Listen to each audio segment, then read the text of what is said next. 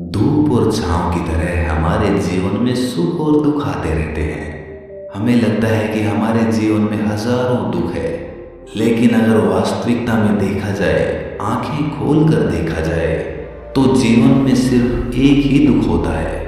और वो दुख क्या है? इस बोध कहानी के माध्यम से हम समझ जाएंगे कि वो एकमात्र दुख क्या है और उसका समाधान क्या है।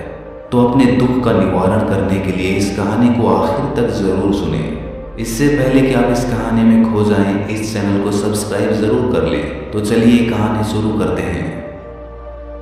एक गांव में सबल नाम का एक आदमी रहता था। वो अपने जीवन से बहुत निराश था। उसकी निराशा का कारण ये था कि वो अभी तक कुछ भी नहीं करता था। उसके घर वाले उसे दूसरों का उदाहरण देकर ताने मारते थे और कहते थे कि वो सब तो कामयाब हो गए और तू यहीं का यहीं रह गया। जब भी वो कहीं बाहर जाता तो लोग उससे पूछते कि तुम क्या कर रहे हो भाई, और उसे ये कहने में बहुत शर्म महसूस होती कि वो अभी कुछ नहीं कर रहा, कुछ करने की कोशिश कर रहा है। धीरे धीरे उसने लोगों से मुँह छिपाना शुरू कर दिया। उसका दुख इतना बड़ा था कि उसको लगता था कि वो धरती पर एक बोझ है और उसके बस में कुछ भी करना नहीं है, वो कुछ कर ही नहीं सकता। तो वो जीकर क्या करेगा? उसे मर जाना चाहिए। वो अकेले में बैठकर रोता और भगवान को दोष देता। एक दिन उसने नगर में एक गुरु को देखा जो दुख के ऊपर अपना प्रवचन दे रहे थे। गुरु कह रहे थे कि दुख एक गुरु की तरह होता है जो आपको जीवन के बारे में समझाता है और आपको सही से जीने का तरीका बताता है। आप चाहें तो दुख रूपी गुरु से अपना जीवन सीख सकते हैं या दुख में डूबकर बैठे बैठे रो सकते हैं।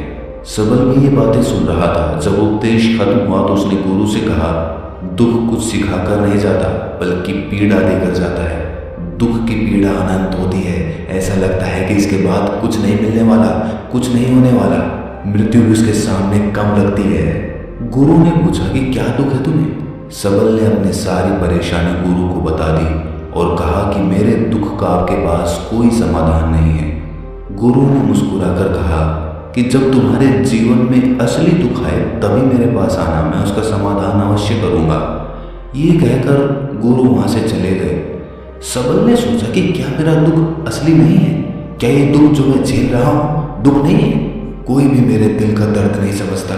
अरे घर वाले नहीं समझते तो गुरु क्या समझेंगे? अपने दुखों से परेशान होकर सबल ने एक निर्णय लिया कि वो कुछ करके दिखाएगा। उसने एक छोटा सा व्यापार शुरू किया। उसे उसके व्यापार में सफलता नहीं मिल रही थी और उसके घर वाले बहुत खुश थे कि वो कुछ तो प्रयास कर रहा है। धीरे धीरे उसे सफलता मिलने लगी और फिर उसने रफ्तार पकड़ ली। वो 2 सालों के भीतर ही एक बड़ा व्यापारी बन गया। अब उसके आसपास काफी लोग थे जो उसे पसंद करते थे, जो उसकी चिंता करते थे, जो उसके कार्यों की सराहना करते थे, प्रशंसा करते थे। उसके माता पिता भी अपने बेटे की प्रशंसा करते करते नहीं थकते थे। उसके मित्रों की संख्या दिन ब दिन बढ़ती जा रही थी और वो बहुत खुश था। फिर उसके कुछ दोस्तों ने उसको सलाह दी कि उसे अपना व्यापार अब और बड़ा करना चाहिए। जब वो बड़ा व्यापारी बनकर इतना खुश है तो सोचो, अगर तुम इस नगर के, इस राज्य के सबसे बड़े व्यापारी हो जाओगे तो कितना सुख होगा तुम्हारे पास, कितने लोग तुमसे जुड़ेंगे, कितना यश तुम्हारा फैलेगा। स्वयं राजा भी तुम्हारी तारीफ करेंगे और जरूरत पड़ने पर तुमसे ही धन उधार लेंगे। ये बात सबल के मन में बैठ गई और अब वो और ज्यादा मेहनत करने लगा। लेकिन ये सब कुछ उसे बहुत जल्दी चाहिए था।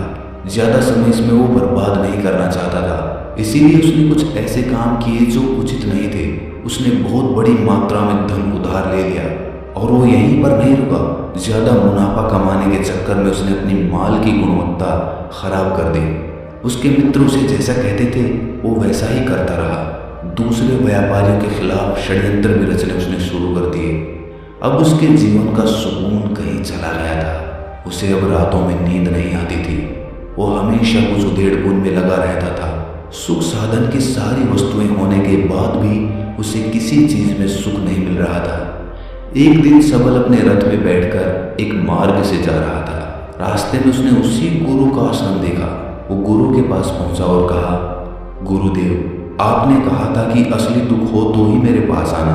मेरे जीवन में बहुत दुख है, मैं रात को सो भी नहीं पाता हूँ। सबल गुरु को अपनी सारी बात बताता है। गुरु ने कहा कि जब तुम पहली बार मिले थे तब भी तुम किसी दुख में थे। उस दुख से तुमने क्या सीखा? सबल ने कहा, मैंने सीखा कि केवल सोचने मात्र से कुछ नहीं होता। अपनी सोच को साकार करने के लिए कर्म करना पड़ता है, और केवल कर्म करने से कुछ नहीं होता, कर्म को अंतिम पड़ाव तक ले जाना आवश्यक होता है।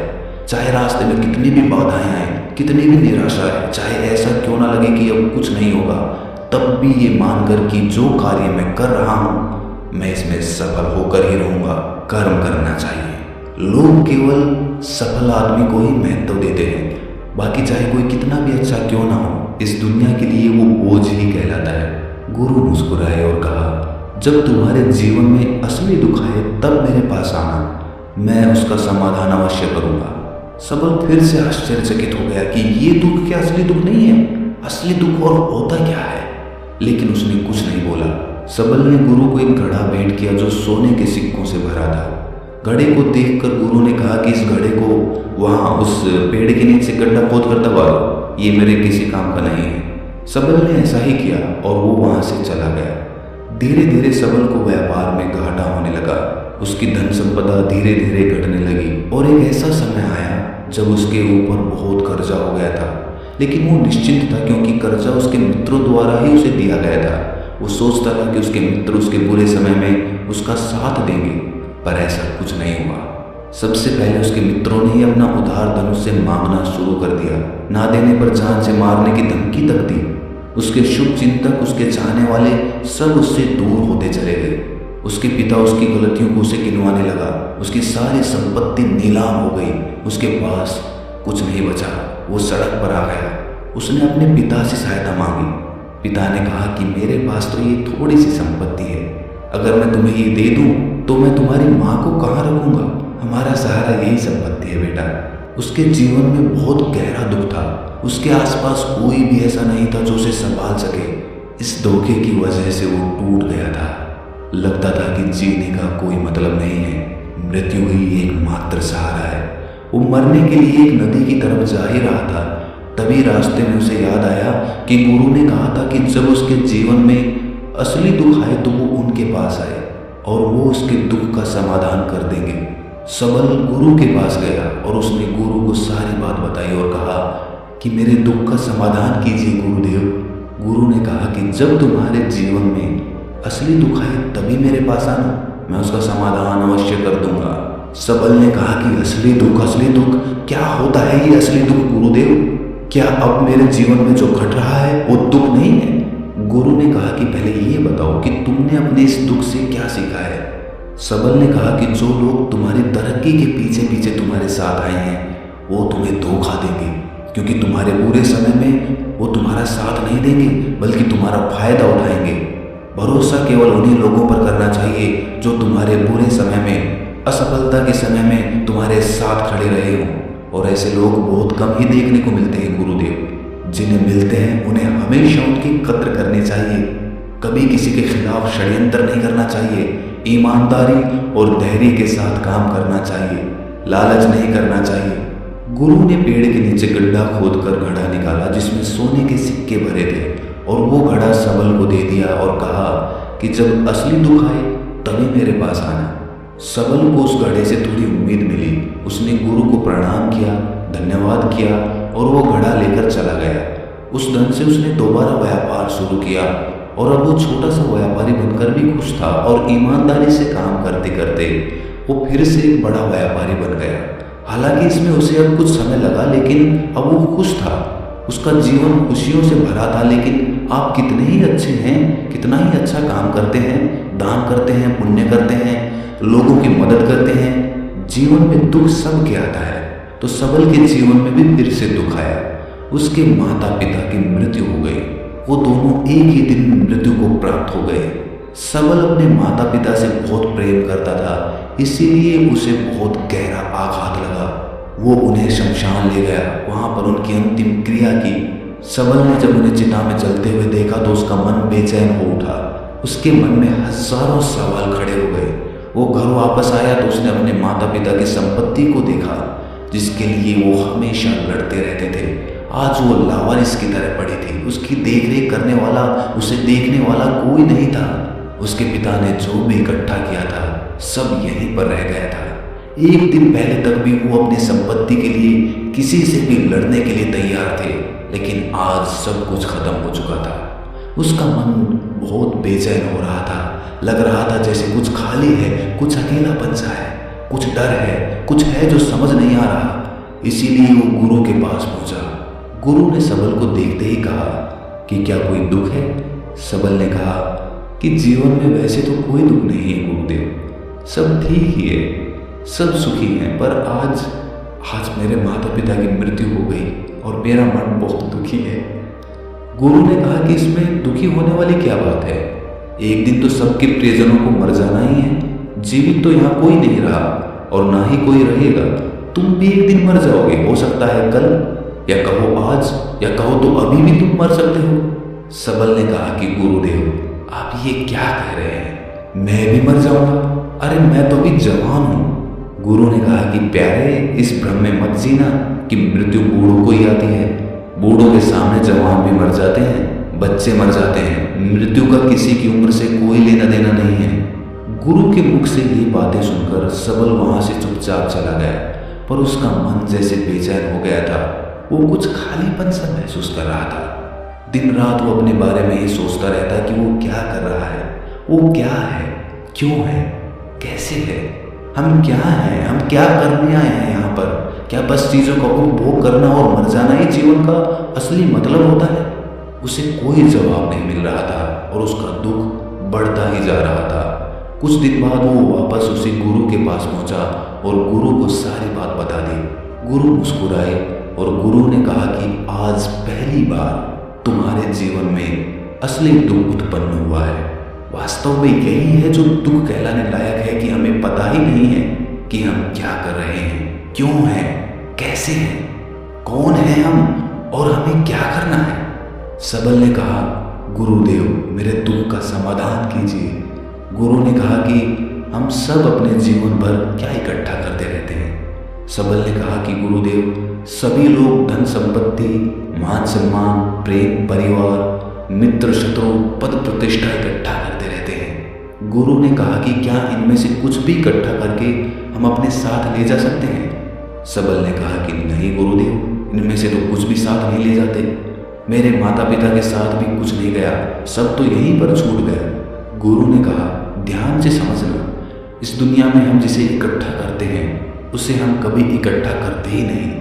सभी चीज़ों को देखते हैं लेकिन उसे देखते ही नहीं। जिसे हमें इकट्ठा करना है वो है हम खुद। हमें इस दुनिया में अपने आप को इकट्ठा करना है ताकि जब हमारी मृत्यु हो तब हम एक हो सकें और अपने आप को पहचान सकें।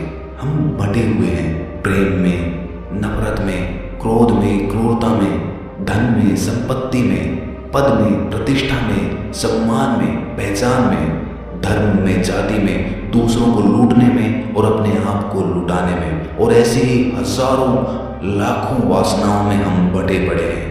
हम टुकड़ों में जीवन जी रहे हैं। हमारी चेतना कभी भी एक नहीं हो पाती।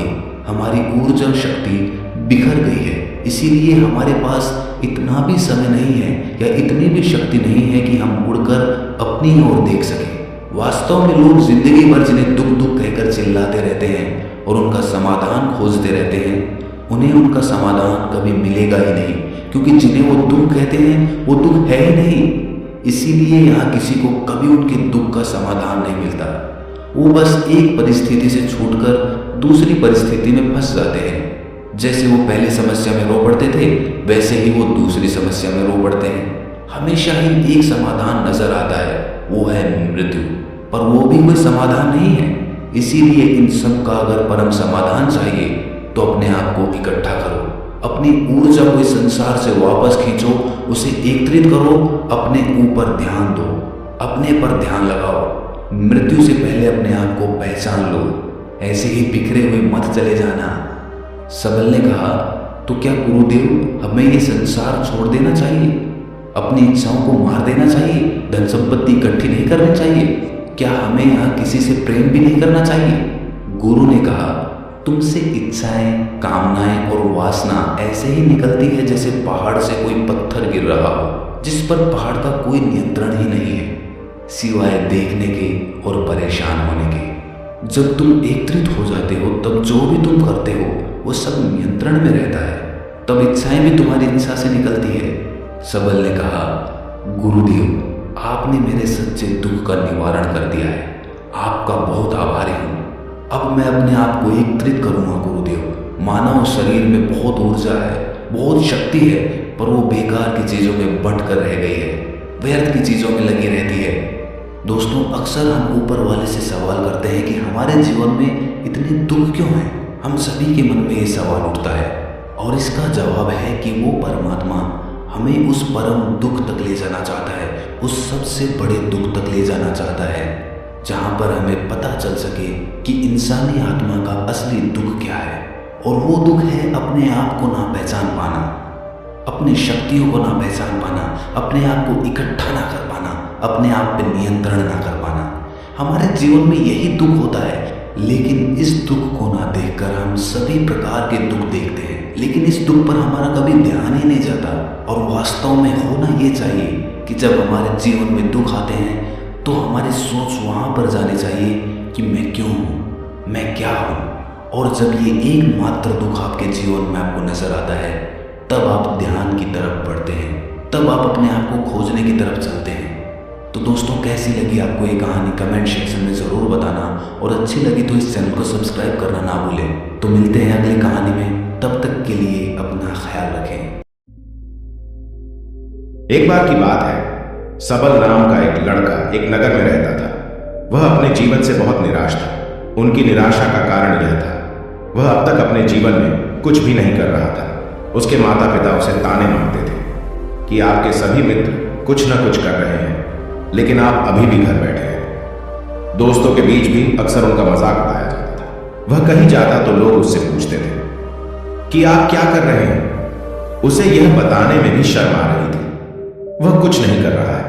धीरे धीरे उसने रिश्तेदारों से मिलना जुलना कम कर दिया और लोगों से मिलना भी बंद कर दिया। वह ज्यादातर समय घर पर ही रहता। वह अकेला रहता और भगवान को कोसता रहता और अपनी किस्मत को दोष देता। अब उसे अपना जीवन बोझ लगने लगा था।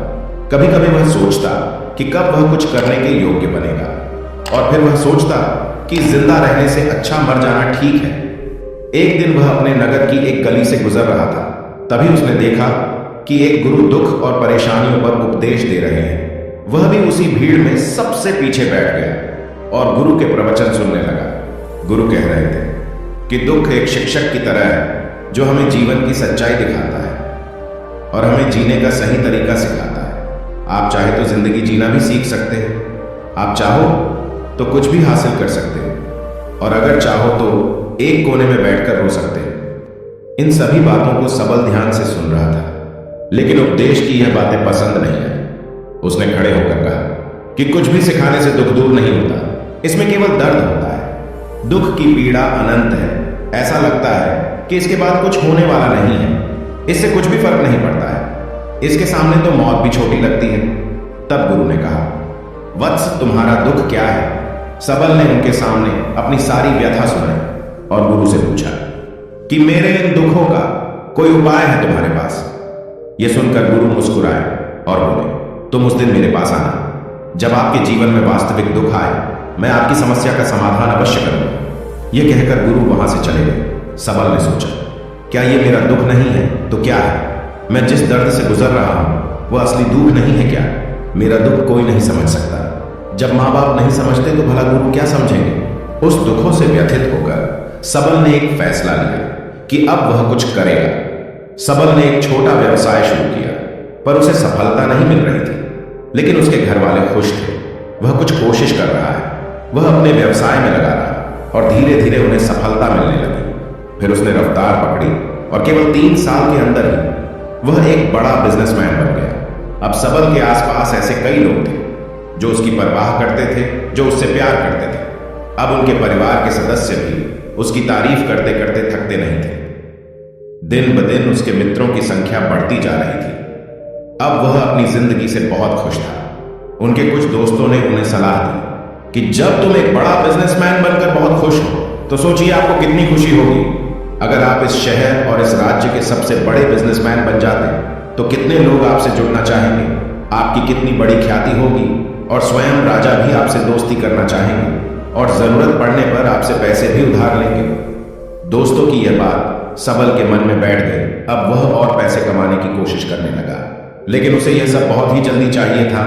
वह समय बर्बाद नहीं करना चाहता था। वह अधिकांश समय इन चीजों को प्राप्त करने में लगाने लगा, इसलिए वह ऐसे काम करने लगा जो सही नहीं थे। उसने पैसे उधार लेना शुरू कर दिया। उसके दोस्तों से पैसे की मात्रा और अधिक मुनाफा कमाने के लालच में वह अपने माल में मिलावट करने लगा। उसने अन्य व्यापारियों के खिलाफ भी साजिश रची और उन्हें डराया धमकाया। जैसा उसके दोस्त कहते थे वैसा ही करता था। वह इन तरीकों से ज्यादा पैसा कमा रहा था, पर अब उसके जीवन में पहले जैसा चैन नहीं था। उनके मन की शांति गायब हो गई थी और वह रात को सो नहीं पाता था। वह विचारों में रहता था। वह सब कुछ पाकर भी उसे किसी चीज में सुख नहीं मिल रहा था। एक दिन सबल अपनी गाड़ी से कहीं जा रहा था, तभी रास्ते में उसे गुरु का आश्रम दिखाई दिया। वह रुका और गुरु के पास जाकर बोला, गुरु जी, आपने मुझे कहा था जब कभी जीवन में सच्चा दुख आए तो चले आना। अब मैं बहुत दुखी हूं। मेरी नींद हराम हो गई है। मुझे कहीं भी शांति नहीं मिल रही है। इस प्रकार सबल ने अपनी सारी समस्याएं गुरु को बताई। गुरु ने कहा, जब तुम पहली बार मुझसे मिलने आए थे तब भी तुम किसी दुख में थे। आपने उस दर्द से क्या सीखा? सबल ने कहा कि सिर्फ सोचने और चिंता करने से कुछ नहीं होता। अपनी दृष्टि को सच करने के लिए मेहनत भी जरूरी है और सिर्फ मेहनत करने से कुछ नहीं होता, परिणाम भी मिलना चाहिए। जब आपको लगे कि आपका लक्ष्य हासिल नहीं होने वाला है, तब राह में चाहे कितनी भी मुश्किलें आ जाए, मन कितना भी निराश क्यों ना हो, अब कुछ नहीं होने वाला है, तब खुद आत्मविश्वास करें, मैं जो भी कर रहा हूं उसमें अवश्य सफल होऊंगा। लोग केवल सफल लोगों का सम्मान करते हैं। कोई कितना भी अच्छा क्यों ना हो, वह हमेशा लोगों की नजरों में बोझ बने रहते हैं। यह सब सुनकर गुरु मुस्कुराए और बोले, यह वास्तविक दुख नहीं है। अपने जीवन में वास्तविक दुख आए तब मेरे पास आ, मैं उसे ठीक कर दूंगा। सबल ने जाते समय गुरु को सोने के सिक्कों से भरा घड़ा भेंट किया। घड़े को देखकर गुरु ने कहा कि यह मेरे किसी काम का नहीं है। उस पेड़ के नीचे गड्ढा खोदकर गाड़ दो। सबल ने घड़े को पेड़ के नीचे दबा दिया। जैसा कि गुरु ने बताया उसने वैसा ही किया और वहां से चला गया। कुछ दिनों से कारोबार ठीक चल रहा था, लेकिन व्यापार के गलत तरीके के कारण धीरे धीरे उसे व्यापार में घाटा होने लगा। उसकी सारी दौलत धीरे धीरे खत्म होने लगी और एक दिन ऐसा भी आया जब उसके पास कुछ भी नहीं बचा और उस पर कर्ज का बोझ चढ़ गया था। परंतु वह निश्चिंत था, क्योंकि उसने अपना सारा कर्ज अपने दोस्तों से लिया था। उसने सोचा था कि उसके दोस्त बुरे वक्त में उनके साथ खड़े रहेंगे, लेकिन ऐसा कुछ नहीं हुआ। जैसे ही बुरा वक्त आया, दोस्त पहले उससे कर्ज मांगने लगे। अगर उसने कर्ज नहीं लौटाया तो उन्होंने उसे जान से मारने की धमकी भी दी। उनके सभी शुभ चिंतक और प्रियजन उससे दूर हो गए। उसके दोस्त जो उसके साथ मस्ती किया करते थे अब उससे दूर भाग रहे थे। उसका परिवार उसकी गलतियां और कमियां गिनने लगा। उसकी सारी संपत्ति नीलाम हो गई और उसके पास कुछ भी न बचा। जब उसने अपने पिता से मदद मांगी तो पिता ने कहा कि मेरे पास थोड़ी सी संपत्ति है, अगर मैं तुम्हें दे दूंगा तो मैं तुम्हारी मां को क्या कहूंगा? यह संपत्ति हमारा अंतिम सहारा है। सबल के मन में गहरा दुख छा गया। उसके आसपास कोई नहीं था उनके दुख को समझ सके। लोगों के इस विश्वासघात के कारण वह अंदर से टूट चुका था। वह सोचने लगा कि अब जीने का कोई मतलब नहीं है, अब मौत ही मेरा सहारा है। वह आत्महत्या करने के लिए पहाड़ी पर जा रहा था। तब उसे याद आया कि उस गुरु ने उससे कहा था, तब मेरे पास आना जब तुम्हारे जीवन में वास्तविक दुख हो। सबल गुरु के पास गया और अपनी सारी व्यथा सुनाई। आंखों में आंसू लिए उसने कहा, हे गुरुदेव, मेरे दुख का निवारण कीजिए। तब गुरु ने कहा कि जब जीवन में असली दुख आए तब मेरे पास आना, मैं इसे जरूर ठीक करूंगा। सबल ने कहा कि ये क्या है, मेरी जिंदगी में दुख नहीं है, तो आखिर असली दुख क्या है? गुरु ने सबल से कहा कि पहले आप मुझे बताओ कि आपने अपने दुख से क्या सीखा। तब सबल ने कहा कि मैंने वह सीखा, जो लोग हमारे जीवन में आते हैं वह हमारी सफलता और प्रगति के कारण वो हमें धोखा जरूर देंगे, क्योंकि बुरे समय में वे हमारे साथ नहीं खड़े होंगे। वे अच्छे समय में ही हमारा फायदा उठाएंगे और बुरे समय में हमें छोड़ देंगे। उन लोगों पर ही भरोसा करें जो हमारे बुरे समय में हमारे साथ खड़े रहते हैं। लेकिन ऐसे लोग बहुत कम होते हैं, लेकिन जिनके पास है उन्हें उनकी सराहना करनी चाहिए, उनका अपमान नहीं करना चाहिए। कभी भी किसी के खिलाफ साजिश नहीं रचनी चाहिए। अपना काम ईमानदारी और धैर्य से करें और कभी लालची न बने। अपने सारे दुख दर्द और अनुभव बयां करने के बाद सबल गुरुजी के सामने आंखों में आंसू लिए बैठ गया। कुछ देर बाद गुरु उठे और पेड़ के नीचे गड्ढा खोदा और वो घड़ा निकाला जो सोने के सिक्कों से भरा हुआ था। उसने सबल को देकर कहा, मेरे पास तब आना जब तुम्हारे जीवन में वास्तविक दुख हो। सबल ने अपने गुरु को धन्यवाद दिया और उसे प्रणाम करके चला गया। उस पैसों से उसने एक छोटा सा व्यवसाय शुरू किया। अब वह छोटा व्यापारी बनकर भी खुश था। उसने पूरी लगन और ईमानदारी से कारोबार किया और जल्द ही वह अपने शहर का एक बड़ा व्यापारी बन गया। उसका जीवन सुख सुविधाओं से भरा हुआ था। लेकिन कोई कितना भी अच्छा क्यों ना हो, लेकिन जीवन में दुख आता है। तो सबल के जीवन में भी दुख आया। अपने माता पिता की मृत्यु हो गई। वे दोनों एक ही दिन मर गए। सबल अपने माता पिता से बहुत प्यार करता था, इसलिए उनके निधन से उन्हें गहरा सदमा लगा। अंतिम संस्कार किया गया। उसने अपने माता पिता का शव जलते हुए देखा तो उसका मन बेचैन हो उठा। उसके मन में कई सवाल उठने लगे। वह घर वापस आ गया। उसने अपने माता पिता के घर और संपत्ति को देखा जिसके लिए उनके पिता हमेशा लड़ते रहे। आज वो खाली पड़ा है। जिन्होंने इसकी देखभाल की, इसके लिए लड़ने वाले इस दुनिया से चले गए। उसके पिता ने जो कुछ कमाया वह सब यही रह गया। एक दिन पहले तक उसके पिता मारपीट करते थे किसी के साथ उसकी संपत्ति के लिए। आज वो खुद इस दुनिया से चले गए। उसका मन ऐसे अनेक विचारों में भटक रहा था। वह अंदर से अकेला और डरा हुआ महसूस कर रहा था। वह खाली महसूस कर रहा था। उसे लगा कि कुछ तो है, परंतु वह समझ नहीं सका। इसलिए वह गुरु के पास गया। उसे देखकर गुरु ने कहा, क्या जीवन में कोई दुख है? सबल ने कहा, वैसे तो जीवन में कोई दुख नहीं है, सब कुछ अच्छा चल रहा है। लेकिन आज मेरे माता पिता का देहांत हो गया है। मैं इस घटना से बेहद दुखी और परेशान हूं। गुरु ने कहा, इसमें दुखी होने की क्या बात है? एक दिन सबको मरना है। मुझे भी मरना है, तुझे भी मरना है। शायद तुम कल ही मर जाओ या आज भी मर सकते हो। सबल ने कहा, क्या कह रहे हो गुरुजी? मैं भी मर जाऊंगा, लेकिन मैं अभी जवान हूं। गुरु ने कहा कि सभी जी रहे हैं इसी भ्रम में कि मृत्यु केवल बूढ़ों को आती है, लेकिन ऐसा नहीं है। जवान भी मर जाते हैं, बच्चे मर जाते हैं। मौत का उम्र से कोई लेना देना नहीं है। यह सभी को प्रभावित करता है। गुरु की ये बातें सबल के मन में बैठ गई और वह चुपचाप चला गया। लेकिन उसका मन अभी भी बेचैन था। वह खाली महसूस कर रहा था। वह सारा दिन अपने बारे में ही सोचता रहता कि वह कौन है, वह इस दुनिया में क्यों आया है, इस जीवन का लक्ष्य क्या है। ऐसे कई सवाल उसके दिमाग में लगातार उठ रहे थे, लेकिन उन्हें अपने किसी भी सवाल का जवाब नहीं मिल रहा था और उसका दुख दिन ब दिन बढ़ता ही जा रहा था। इसलिए कुछ दिन बाद वह फिर से गुरु के पास पहुंचा और बोला, हे स्वामी, मैं बहुत दुखी हूं क्योंकि मैं यह नहीं जान पा रहा हूं कि मैं कौन हूं और मैं इस दुनिया में क्यों आया हूं। यह सुनकर गुरु मुस्कुराए और बोले, आज आपके जीवन में पहली बार सच्चा दुख उत्पन्न हुआ है। यह वास्तव में दुख कहलाने लायक है। हम नहीं जानते कि हम कौन हैं, हम क्यों आए हैं। सबल ने अपने गुरु से कहा कि उसकी दुर्दशा दूर करे। गुरु ने कहा कि हम सभी इंसान हैं, जीवन भर संग्रह करते रहते हैं। सबल ने कहा, कोई भी इंसान अपने साथ कुछ भी नहीं ले जा सकता, वह सिर्फ अकेला ही जाता है। मेरे माता पिता भी अपने साथ कुछ भी नहीं लेकर गए। धन संपत्ति वैभव सब कुछ यहां पर छोड़कर गए। गुरु ने कहा, अब मेरी बात ध्यान से सुनो। इस संसार में हमें जो संग्रह करना चाहिए वह हम नहीं करते, बल्कि चीजें हमारे सामने होती हैं, लेकिन हम उन्हें देखने की कोशिश नहीं करते। हमें इस दुनिया में जो कुछ भी इकट्ठा करना है वह हम खुद हैं। हमें खुद को जुटाना होगा ताकि जब हम मरे तो हम एकजुट हो सके और खुद को पहचानने में सक्षम होने के लिए हम अंदर बटे हुए हैं। हम प्यार, नफरत, गुस्सा, ईर्ष्या में बटे हुए हैं।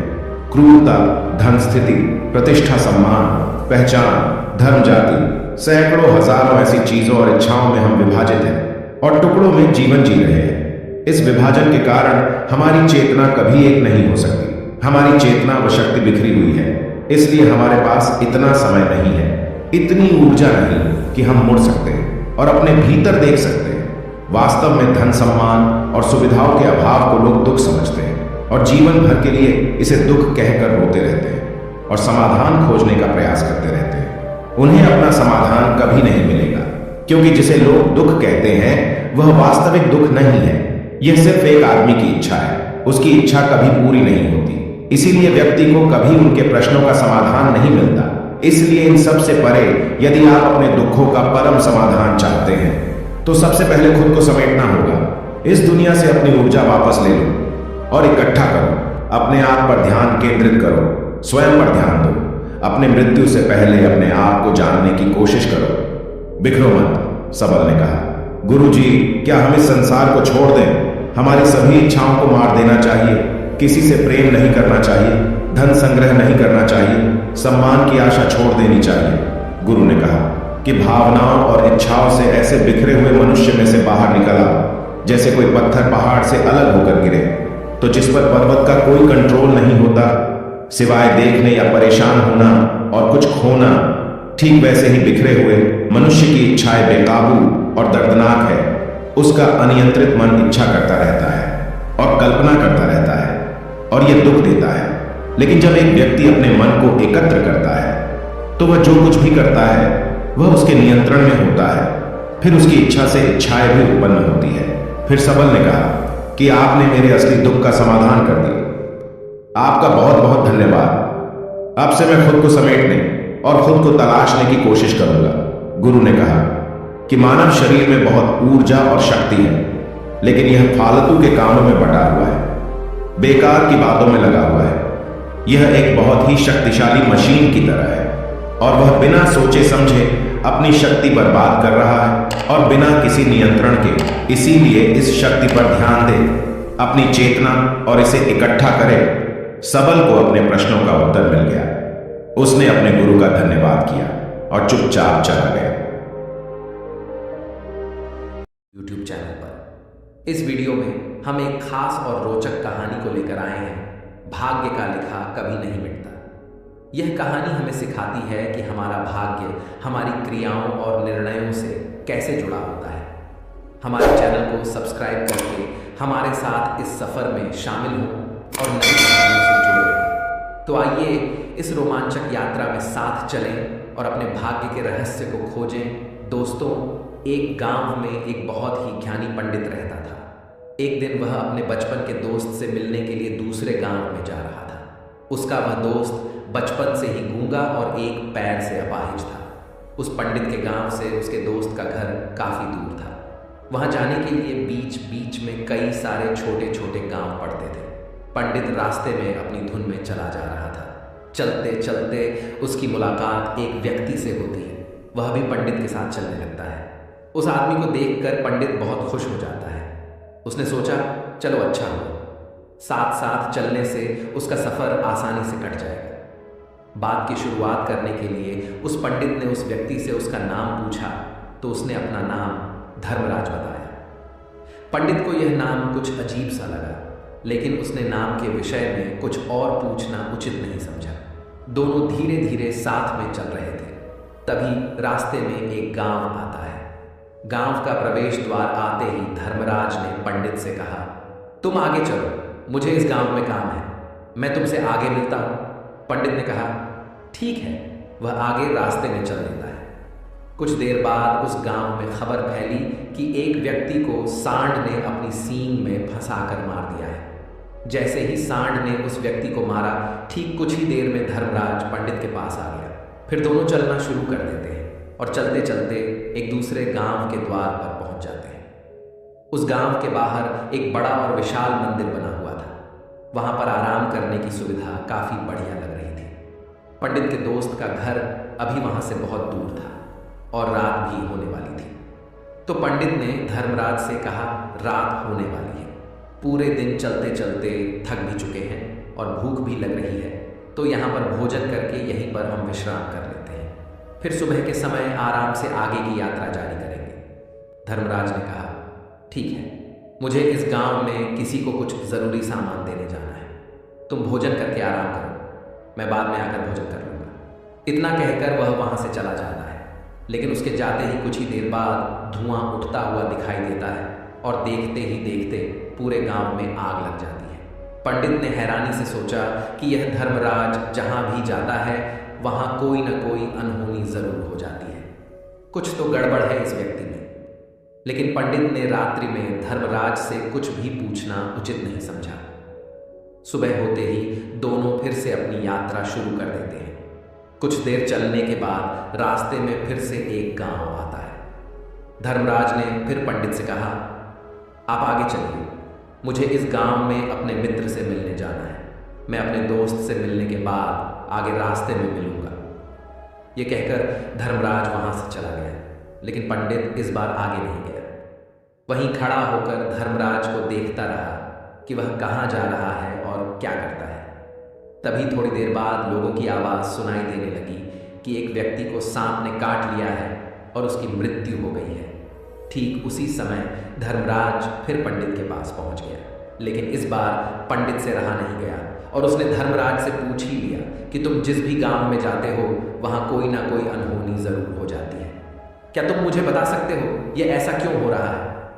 धर्मराज ने कहा, पंडित जी, आप तो मुझे बहुत ज्ञानी मालूम पड़े थे, इसीलिए मैं आपके साथ चलने लगा था, क्योंकि ज्ञानियों का साथ बहुत अच्छा होता है। परंतु आप अभी तक समझ नहीं पाए कि मैं कौन हूं। पंडित ने कहा, मैं समझ गया हूं, लेकिन मुझे कुछ शंका है। अगर आप ही अपना उपयुक्त परिचय दे दें तो मेरे लिए आसानी होगी। तब धर्मराज ने जवाब दिया कि मैं यमदूत हूं और यमराज की आज्ञा से उन लोगों के प्राण हरण करता हूं जिनकी उम्र पूरी हो चुकी है। हालांकि पंडित को पहले से ही इस बात की आशंका थी, फिर भी धर्मराज के मुंह से यह बातें सुनकर वह घबरा गया। लेकिन वह हिम्मत करके पूछता है कि अगर तुम सच में यमदूत हो तो मुझे बताओ, अगली मृत्यु किसकी है? धर्मराज ने जवाब दिया, अगली मृत्यु तुम्हारे उसी मित्र की है जिससे तुम मिलने जा रहे हो, और उसकी मृत्यु का कारण भी तुम ही बनोगे। यह बात सुनकर पंडित सहम गया और सोच में पड़ गया कि अगर सच में यह धर्मराज यमदूत हुआ तो उसकी बात भी सच होगी और उसके कारण मेरे बचपन के सबसे अच्छे मित्र की मृत्यु हो जाएगी। तो सबसे अच्छा तो यही होगा कि मैं अपने मित्र से मिलने ही न जाऊं। कम से कम मैं उसकी मृत्यु का कारण तो नहीं बनूंगा। धर्मराज ने मुस्कुराते हुए कहा, तुम जो सोच रहे हो वो सब मुझे पता है, मगर तुम्हारे अपने मित्र से मिलने न जाने से नियति नहीं बदल जाएगी। तुम्हारे मित्र की मृत्यु तो निश्चित है और वह अगले कुछ ही पलों में घटित होने वाली है। महाकाल के मुंह से ऐसी बातें सुनकर पंडित को झटका लगा, क्योंकि महाकाल ने पंडित के मन की बातें PRH ली थी, जो कि एक सामान्य व्यक्ति के लिए संभव नहीं है। अब पंडित को विश्वास हो गया कि यह धर्मराज सचमुच में यमदूत ही है। जब पंडित को यह पूर्ण विश्वास हो गया कि धर्मराज जी यमदूत हैं, तो वह घबरा गया। वह अपने मित्र की मृत्यु का कारण नहीं बनना चाहता था, इसीलिए वह पलटकर अपने गांव की तरफ वापस जाने लगा। लेकिन जैसे ही पंडित वापस जाने के लिए मुंडा, उसने देखा कि उसका मित्र तेजी से उसकी तरफ चला आ रहा है, जो कि पंडित को देखकर अत्यंत प्रसन्न दिखाई पड़ रहा था। अपने मित्र के आने की गति को देखकर पंडित को ऐसा लगा कि जैसे उसका मित्र काफी देर से उसका ही पीछा कर रहा है। लेकिन वह बचपन से ही गूंगा था और एक पैर से लंगड़ा भी था, इसीलिए ना तो वह पंडित को आवाज देकर रोक पाया था और ना ही उस तक पहुंच पा रहा था। धर्मराज के मुंह से ऐसी बातें सुनकर पंडित को झटका लगा, क्योंकि धर्मराज ने पंडित के मन की बातें पढ़ ली थी, जो कि एक सामान्य व्यक्ति के लिए संभव नहीं है।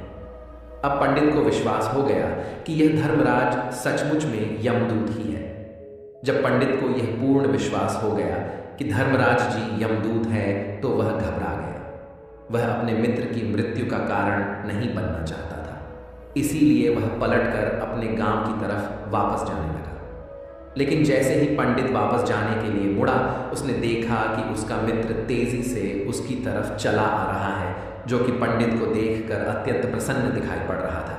अपने मित्र के आने की गति को देखकर पंडित को ऐसा लगा कि जैसे उसका मित्र काफी देर से उसका ही पीछा कर रहा है। लेकिन वह बचपन से ही गूंगा था और एक पैर से लंगड़ा भी था, इसीलिए ना तो वह पंडित को आवाज देकर रोक पाया था और ना ही उस तक पहुंच पा रहा था। लेकिन जैसे ही वह पंडित के पास पहुंचा, अचानक ही जमीन पर गिर पड़ा और उसकी मृत्यु हो गई। पंडित हक्का बक्का होकर धर्मराज की ओर देखने लगा, जैसे कि वह पूछना चाह रहा हो कि आखिर क्या हुआ धर्मराज। पंडित के मन में उठ रहे प्रश्नों को समझ गया और बोला, तुम्हारे मित्र ने पिछले गांव में ही तुम्हें देख लिया था और मैं वहीं से ही तुम्हारा पीछा कर रहा था। लेकिन गूंगा और लंगड़ा होने की वजह से वह तुम तक नहीं पहुंच पाया। उसने अपनी पूरी ताकत लगाकर तुम तक पहुंचने का प्रयास किया, लेकिन बुढ़ापे में बचपन जैसी ताकत नहीं होती, इसलिए हार्ट अटैक होने के कारण उसकी मृत्यु हो गई, क्योंकि वह तुमसे मिलने के लिए अपनी सीमाओं को तोड़कर तुम्हारे पीछे भाग रहा था। इसलिए अपने मित्र की मृत्यु का कारण भी तुम ही कहलाओगे। अब पंडित को पुनः यह विश्वास हो गया था कि धर्मराज एक यमदूत है और उसका कार्य जीवों के प्राण हरना है। लेकिन पंडित एक ज्ञानी व्यक्ति था। वह यह भी जानता था कि मृत्यु पर किसी का वश नहीं है, सबको एक न एक दिन मरना ही है।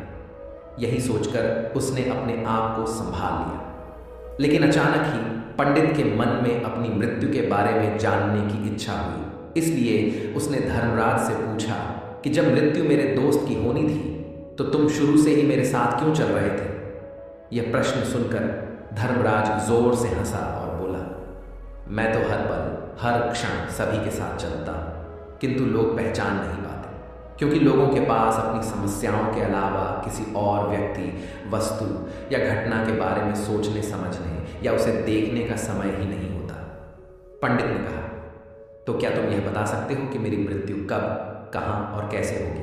महाकाल ने कहा, हालांकि किसी भी सामान्य जीव के लिए अपनी मृत्यु के बारे में जानना ठीक नहीं है, क्योंकि कोई भी जीव हो वह अपनी मृत्यु के बारे में जानकर बहुत दुखी हो जाता है। हालांकि तुम ज्ञानी व्यक्ति मालूम पड़ते हो और तुमने जिस तरीके से अपने मित्र की मृत्यु को सहन कर लिया है, उसे देखकर लगता है कि तुम अपनी मृत्यु के बारे में जानकर भी दुखी नहीं होंगे। तो तुम्हारी मृत्यु आज से ठीक 6 महीने बाद आज ही के दिन किसी दूसरे राज्य में फांसी लगने से होगी। और सबसे हैरानी की बात तो ये होगी कि तुम स्वयं ही खुशी से उस फांसी को स्वीकार कर लोगे। इतना कहकर धर्मराज वहां से चला गया, क्योंकि अब धर्मराज के पास पंडित के साथ चलते रहने का कोई कारण न था। इसके बाद पंडित ने अपने मित्र के शरीर का अंतिम संस्कार किया और यथाशक्ति उसके क्रियाकर्म करके अपने गांव वापस आ गया। लेकिन कोई व्यक्ति कितना भी ज्ञानी क्यों ना हो, अपनी मृत्यु के बारे में जानकर दुखी तो होता ही है और मृत्यु से बचने का कोई न कोई उपाय भी खोजता है। तो पंडित ने भी वही किया, क्योंकि पंडित विद्वान था, इसलिए उसकी पहचान उस राज्य के राजा तक थी। पंडित ने सोचा कि राजा के पास तो कई सारे ज्ञानी मंत्री हैं, वह मेरी मृत्यु से संबंधित समस्या का कोई न कोई समाधान निकाल ही लेंगे। पंडित यही सब सोचता हुआ राज दरबार में पहुंच जाता है और राजा से सारी घटना के बारे में बताता है। राजा ने अपने मंत्रियों को सारी समस्या बताई और उनसे सलाह मांगी। अंत में सभी ने विचार विमर्श करके कहा, अगर पंडित की बात सही है तो उसकी मृत्यु भी 6 महीने बाद ही होगी। लेकिन मृत्यु तो तब होगी जब वह किसी दूसरे राज्य में जाएगा। यदि वह किसी दूसरे राज्य में जाए ही ना तो मृत्यु ही नहीं होगी। मंत्रियों की यह सलाह राजा को भी सही लगी। इसके बाद पंडित के रहने की सारी व्यवस्था महल में ही कर दी गई और राजा के आदेश के बिना उस पंडित से किसी को भी नहीं मिलने दिया जाता था। लेकिन पंडित कहीं भी आ जा सकता था, ताकि पंडित को यह न लगे कि वह राजा की कैद में है। परंतु पंडित डर के मारे स्वयं ही कहीं आता जाता नहीं था। धीरे धीरे महीने गुजरे गए और पंडित की मृत्यु का समय नजदीक आने लगा और अंततः वह भी दिन आ गया। जिस दिन पंडित की मृत्यु होनी थी, तो जिस दिन पंडित की मृत्यु होनी थी उसकी एक रात पहले पंडित डर के मारे जल्दी ही सो गया, ताकि जल्दी से वह रात बीत जाए और अगला दिन आ जाए, ताकि मृत्यु टल सके। लेकिन पंडित को नींद में चलने की बीमारी थी और अपनी इस बीमारी के बारे में वह स्वयं ही नहीं जानता था। तो फिर राजा, मंत्री या किसी वैद्य को इसके बारे में बताने का कोई प्रश्न ही नहीं उठता। पंडित अपनी मृत्यु को लेकर बहुत चिंतित था।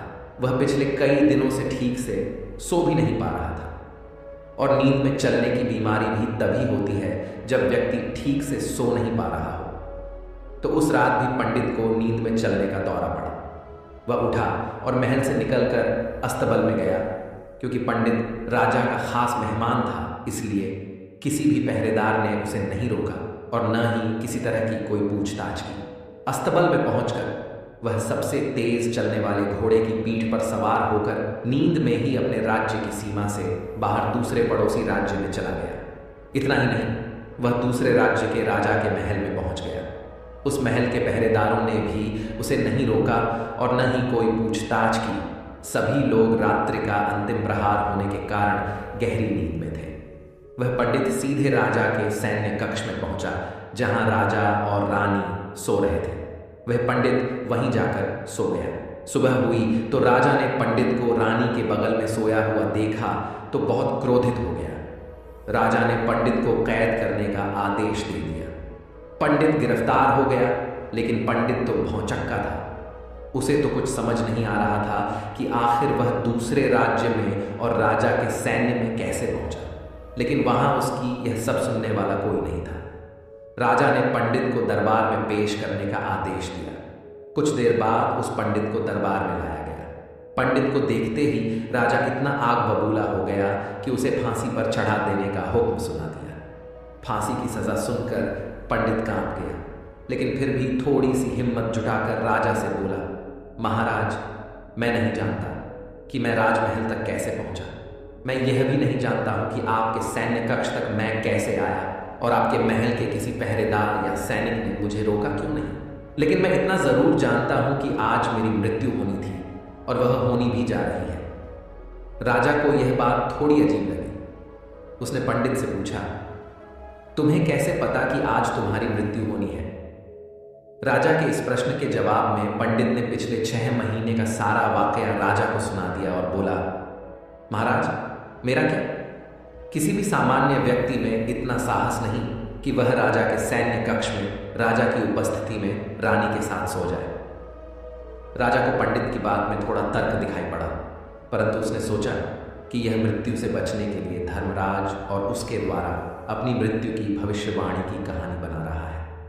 इसीलिए राजा ने पंडित से कहा, यदि तुम्हारी बात सत्य है और आज यह तुम्हारी मृत्यु का दिन है, जैसा कि यमदूत धर्मराज ने तुमसे कहा था, तो आज तुम्हारी मृत्यु का कारण मैं नहीं बनूंगा। लेकिन यदि तुम्हारी बात झूठी निकली तो निश्चित ही आज तुम्हारी मृत्यु का दिन होगा, क्योंकि जिस राज्य से पंडित आया था उस राज्य का राजा इस राजा का मित्र था। इसलिए इस राजा ने तुरंत अपने कुछ सैनिकों को पड़ोसी राजा के पास भेजकर पंडित की बात की सत्यता का प्रमाण मांगा। भेजे गए सैनिक शाम तक लौटे और उन्होंने राजा को बताया कि महाराज, पंडित जो कुछ भी कह रहा है वह सब सत्य है। पड़ोसी राज्य के राजा ने पिछले 6 महीने से पंडित के रहने की सारी व्यवस्था अपने ही महल में कर रखी थी। पंडित राजा का खास मेहमान था। कल शाम राजा आखिरी बार पंडित से उसके कक्ष में मिले थे और उसके बाद यह इस राज्य में कैसे पहुंच गया इसकी जानकारी किसी को भी नहीं है। इसलिए उस राज्य के राजा के अनुसार पंडित को फांसी की सजा देना ठीक नहीं है। लेकिन राजा के सामने एक नई समस्या थी, क्योंकि उसने बिना पूरी बात जाने ही पंडित को फांसी की सजा सुना दी थी। इसलिए अगर पंडित को फांसी नहीं दी जाती तो राजा के वचन का अपमान हो जाएगा। लेकिन अगर राजा की बात का मान रखा जाए तो बेवजह ही एक निर्दोष व्यक्ति की मौत हो जाएगी। राजा ने अपने सभी मंत्रियों से इस बारे में सुझाव मांगा तो मंत्रियों ने राजा को सुझाव दिया कि महाराज, पंडित को एक कच्चे सूत के धागे से फांसी लगवा दी जाए। इससे आपके कथन का भी मान रह जाएगा और कच्चे सूत के धागे से पंडित को फांसी भी नहीं लगेगी और उसके प्राण भी बच जाएंगे। राजा को मंत्रियों का यह सुझाव पसंद आया और उसने ऐसा ही करने का आदेश दे दिया। पंडित के लिए कच्चे सूत के धागे से फांसी का फंदा बनाया गया और नियम के अनुसार पंडित को फांसी पर चढ़ाया जाने लगा। सभी लोग बहुत खुश थे कि न तो पंडित मरेगा और न ही राजा का वचन खाली जाएगा। पंडित को भी पूर्ण विश्वास था यह सूत के धागे से तो उसकी मृत्यु हो ही नहीं सकती, इसलिए उसी पर चढ़ने के लिए तैयार हो गया। जैसा कि धर्मराज ने भविष्यवाणी की थी कि तुम खुद ही अपनी फांसी को स्वीकार करोगे। लेकिन जैसे ही पंडित को फांसी दी गई, सूत का धागा तो टूट गया, लेकिन टूटने से पहले उसने अपना काम कर दिया था। पंडित के गले की एक नस सूत के धागे के झटके से कट चुकी थी और पंडित जमीन पर पड़ा तड़प रहा था। उसी पल उसके गले से खून की फुहार निकल रही थी और देखते ही देखते पंडित का शरीर पूरी तरह से शांत हो गया। सभी लोग आश्चर्यचकित थे और पंडित को मरता हुआ देख रहे थे। किसी को विश्वास नहीं हो रहा था कि कच्चे सूत के धागे से भी किसी इंसान की मृत्यु हो सकती है, लेकिन घटना तो घट चुकी थी। नियति ने अपना काम कर दिया था और धर्मराज की भविष्यवाणी सच हो चुकी थी। श्रीमद् भागवत गीता में भगवान श्री कृष्ण ने कहा है, जो होना होता है वह होकर ही रहता है। हम चाहे कितनी ही सावधानी बरतें, कितना ही उपाय कर लें, लेकिन घटना और घटना की पूरी प्रणाली पहले से ही तय होती है, जिसे हम थोड़ा सा भी इधर उधर नहीं कर सकते हैं। दोस्तों, शायद इसीलिए ईश्वर ने हमें भविष्य जानने की क्षमता नहीं दी है, ताकि हम अपने जीवन को ज़्यादा बेहतर तरीके से जी सकें। और यही बात उस पंडित पर भी लागू होती है। अगर पंडित ने धर्मराज से अपनी मृत्यु के बारे में न पूछा होता तो 6 महीने तक राजा के महल में कैद रहकर डर डर कर जीने की बजाय ज़्यादा बेहतर जीवन जीता। दोस्तों, आपने आज के इस वीडियो से क्या सीखा वह मुझे आप कमेंट में बता सकते हैं। इसी के साथ में उम्मीद है कि आपको आज की वीडियो पसंद आई होगी, तो इस वीडियो को उस इंसान को शेयर करें जिससे यह कहानी सुनने की ज़रूरत है, और उसी के ठीक बाद चैनल को सब्सक्राइब करें। तो चलिए फिर मिलते हैं ऐसी एक और नई वीडियो में एक नए मैसेज के साथ। तब तक के लिए अपना ख्याल रखें। धन्यवाद और नमो बुद्धाय।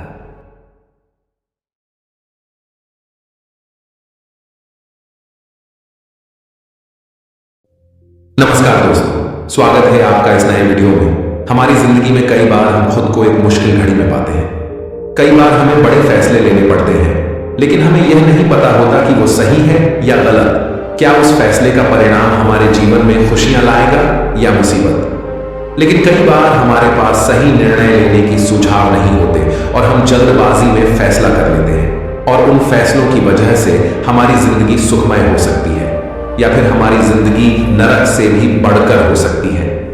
इसलिए सही फैसला लेने की क्षमता हमारे जीवन में सफलता हासिल करने के लिए आवश्यक है।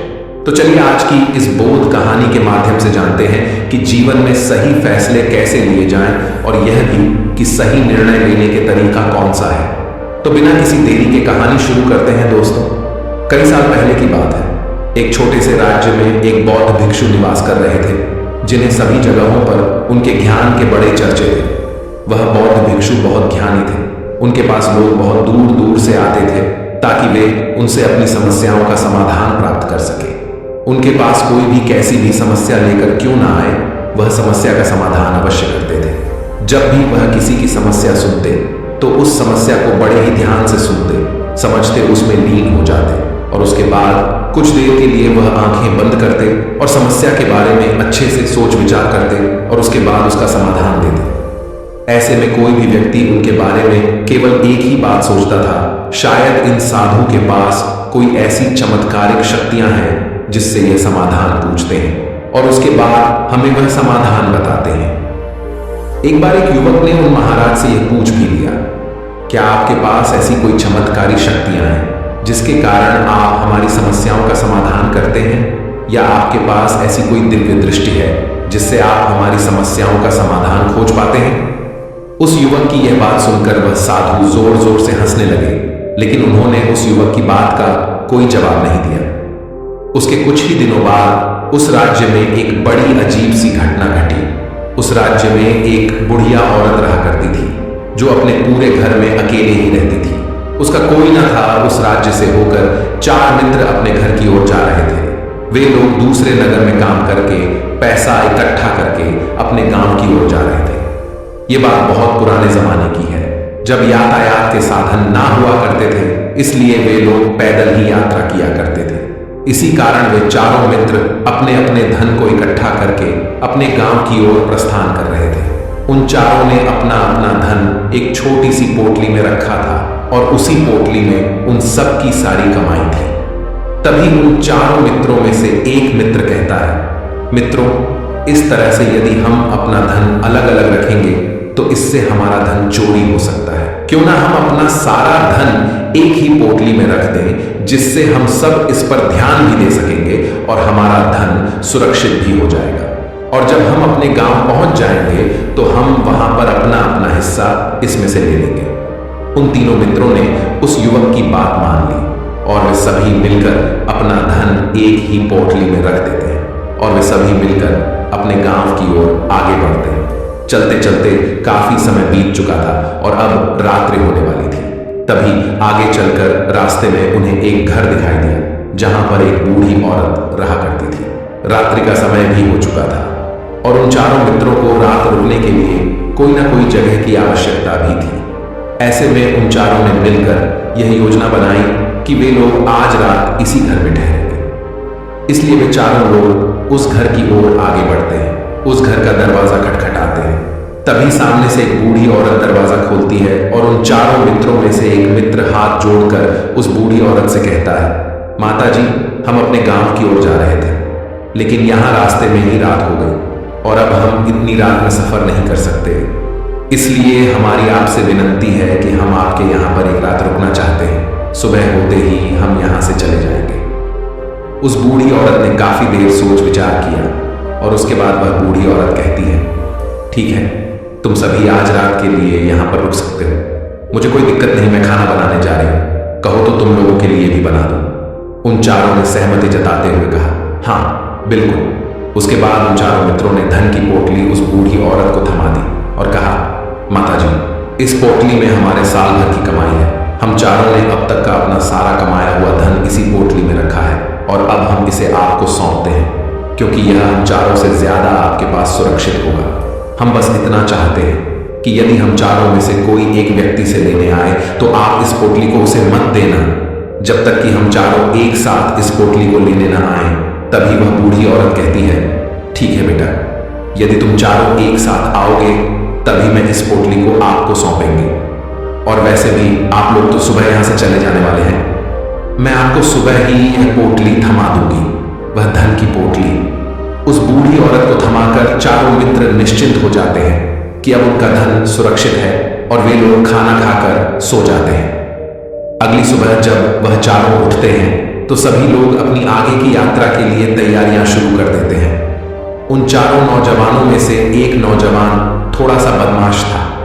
वह अपने उन तीनों मित्रों से कहता है, भाइयों, इस बूढ़ी औरत ने हमारी रात भर खातिरदारी की है, हमें अच्छा भोजन खिलाया, सोने के लिए अच्छी जगह दी, रात भर यहाँ सर छुपाने के लिए एक अच्छा मकान दिया और हमने अब तक उसके लिए कुछ नहीं किया। वह बूढ़ी औरत अकेले ही खेतों में काम कर रही है। क्या हम सभी यहाँ से जाने से पहले इस बूढ़ी औरत की मदद नहीं कर सकते? उस बदमाश नौजवान ने मन ही मन यह योजना बना ली थी कि वह किसी तरह से भी उस बुढ़िया से पोटली हासिल करके ही रहेगा। बाकी के तीनों मित्र उसकी बातों में आ जाते हैं और वे सभी मिलकर उस बुढ़िया की मदद करने अर्थात खेतों में काम करने के लिए चल पड़ते हैं। वे सभी मिलकर खेतों का काम कर ही रहे थे कि तभी वह बदमाश नौजवान अपने बाकी तीनों मित्रों से कहता है, मित्र, मुझे जोरों की प्यास लग गई है, मैं जरा उस बूढ़ी औरत से पानी मांग कर लाता हूं। वह बाकी मित्र भी अब काफी थक चुके थे, उन्हें भी जोरों की प्यास लगी थी, इसलिए वह तीनों मित्र उसे वहां से जाने की अनुमति दे देते हैं। जैसे ही वह बदमाश उस बूढ़ी औरत के पास पहुंचता है, वह उस बूढ़ी औरत से कहता है, माता जी, अब हम यहां से जा रहे हैं, कृपया करके हमारे धन की पोटली हमें वापस दे दें। इस पर वह बूढ़ी औरत कहती है, नहीं नहीं, जब तक तुम चारों एक साथ ना हो तब तक मैं वह पोटली किसी को नहीं दे सकती। तुम्ही ने तो कहा था कि जब तक हम चारों एक साथ ना हो तब तक यह पोटली किसी को नहीं देनी है। तभी वह बदमाश उन तीनों की तरफ इशारा करते हुए कहता, हे लाओ। उन तीनों ने सोचा कि हमारा मित्र हमारे लिए पानी लाना चाहता है, इसलिए वह हमसे आज्ञा मांग रहा है।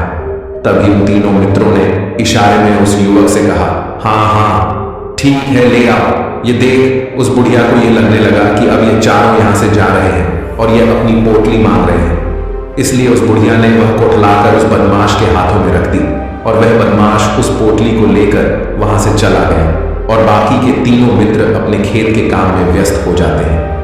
कुछ देर के बाद जब वह तीनों खेत का काम करके वापस लौटते हैं और बुढ़िया से कहते हैं, माता जी, हमारा मित्र जो यहाँ पानी पीने आया था वह कहाँ गया? इस पर वह बुढ़िया कहती है, क्या वह पानी पीने आया था? पर वो तो कह रहा था कि हम चारों जा रहे हैं, कृपया करके हमारे धन की पोटली हमें थमा दें। तब तीनों बड़े आश्चर्य होकर उस बुढ़िया से कहते हैं, माता जी, हमने भला कब कहा वह पोटली मांगी थी? हमें तो प्यास लगी थी और हमने पानी के लिए इशारा किया था। तभी बूढ़ी औरत उन तीनों से कहती है, परंतु अब तो वह पोटली लेकर जा चुका है। तभी वह तीनों मित्र सर पकड़कर रोने लगते हैं और कहते हैं, माता जी, उसमें हमारा सारा कमाया हुआ धन था जो वह अकेले लेकर भाग चुका है।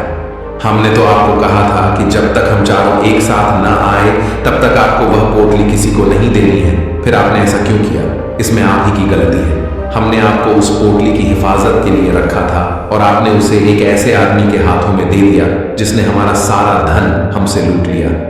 हम बर्दाश्त नहीं करेंगे। हम राजा के पास जाएंगे और राजा से आपकी शिकायत करेंगे, न्याय की मांग करेंगे।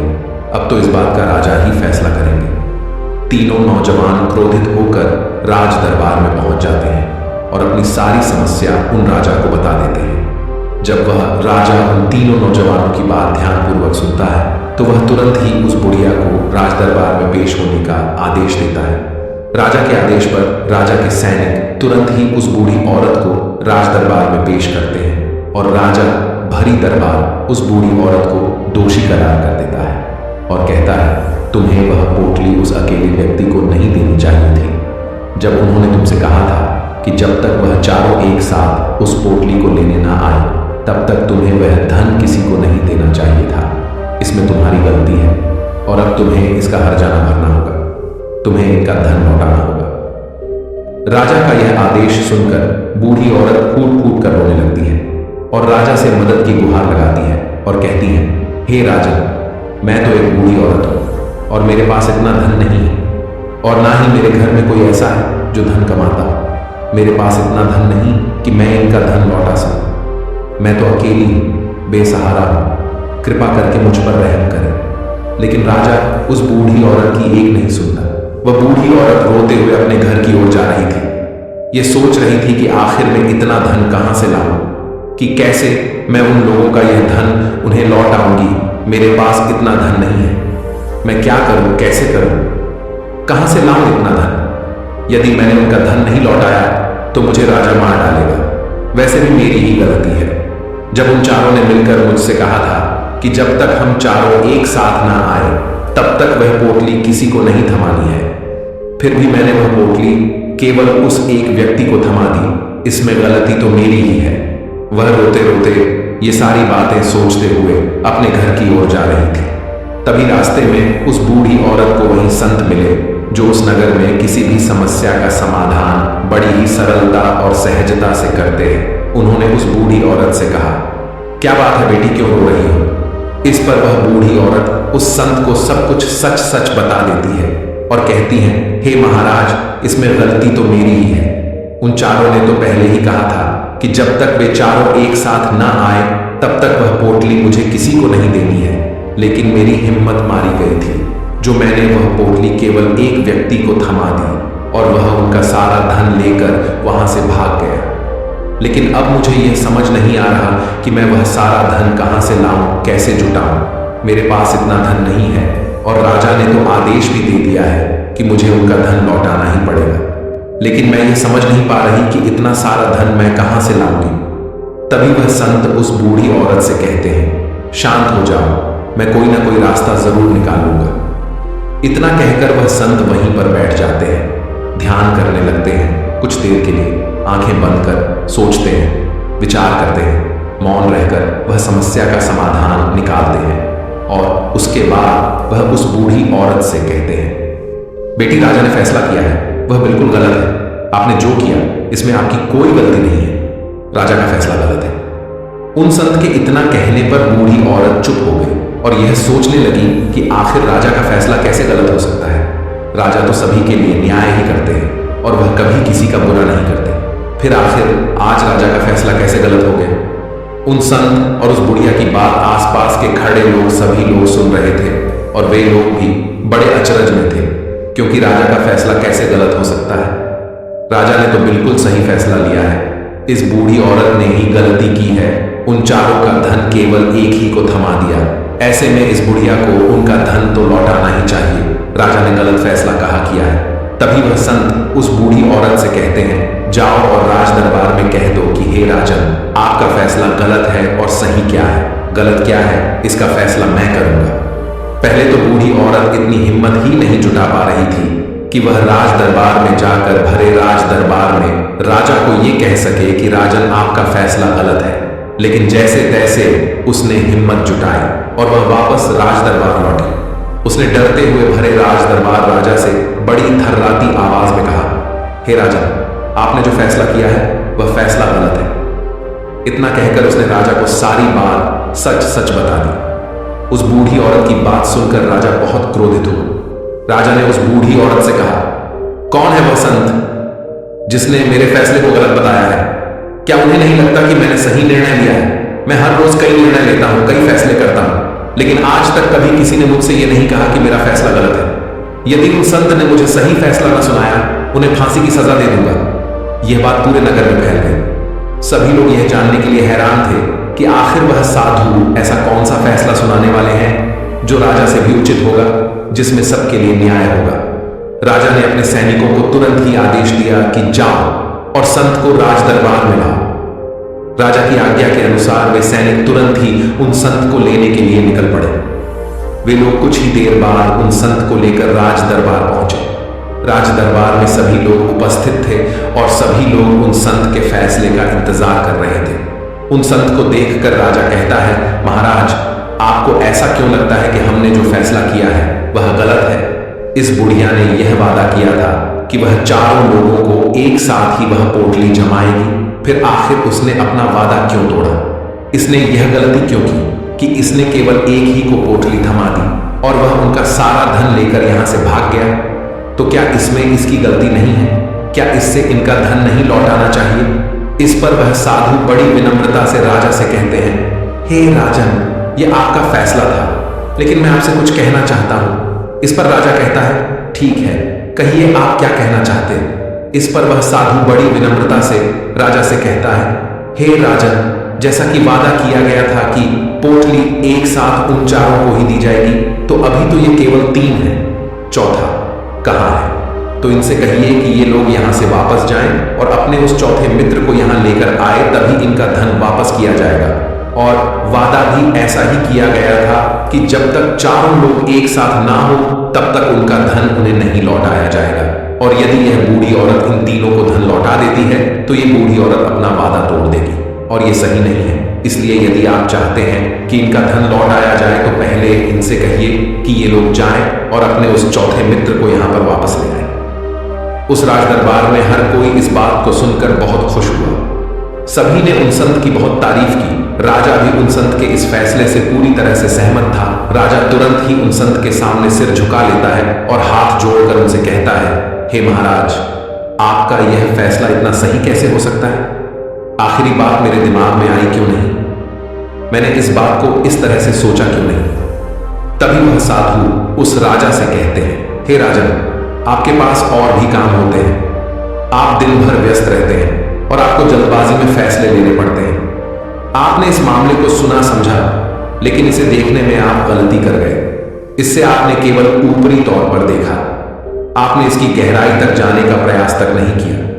यदि आपने इस मामले की गहराई को देखा होता, समझा होता, तो आप भी इसी नतीजे पर आते। जब तक हम किसी मामले की गहराई तक नहीं जाते, तब तक हम उसका सही समाधान नहीं निकाल सकते। लेकिन हम में से अधिकांश लोग तो अपने फैसले केवल जल्दबाजी में लेना चाहते हैं, भले ही वह मामला कितना भी गंभीर क्यों ना हो। हमें तो बस अपना हक चाहिए, हमारा नाम होना चाहिए, भले ही फैसला हमारे लिए आगे चलकर हमारे लिए नुकसानदायी क्यों ना हो। लेकिन हम तो उस मामले की गहराई तक जाने के लिए सोचते तक नहीं।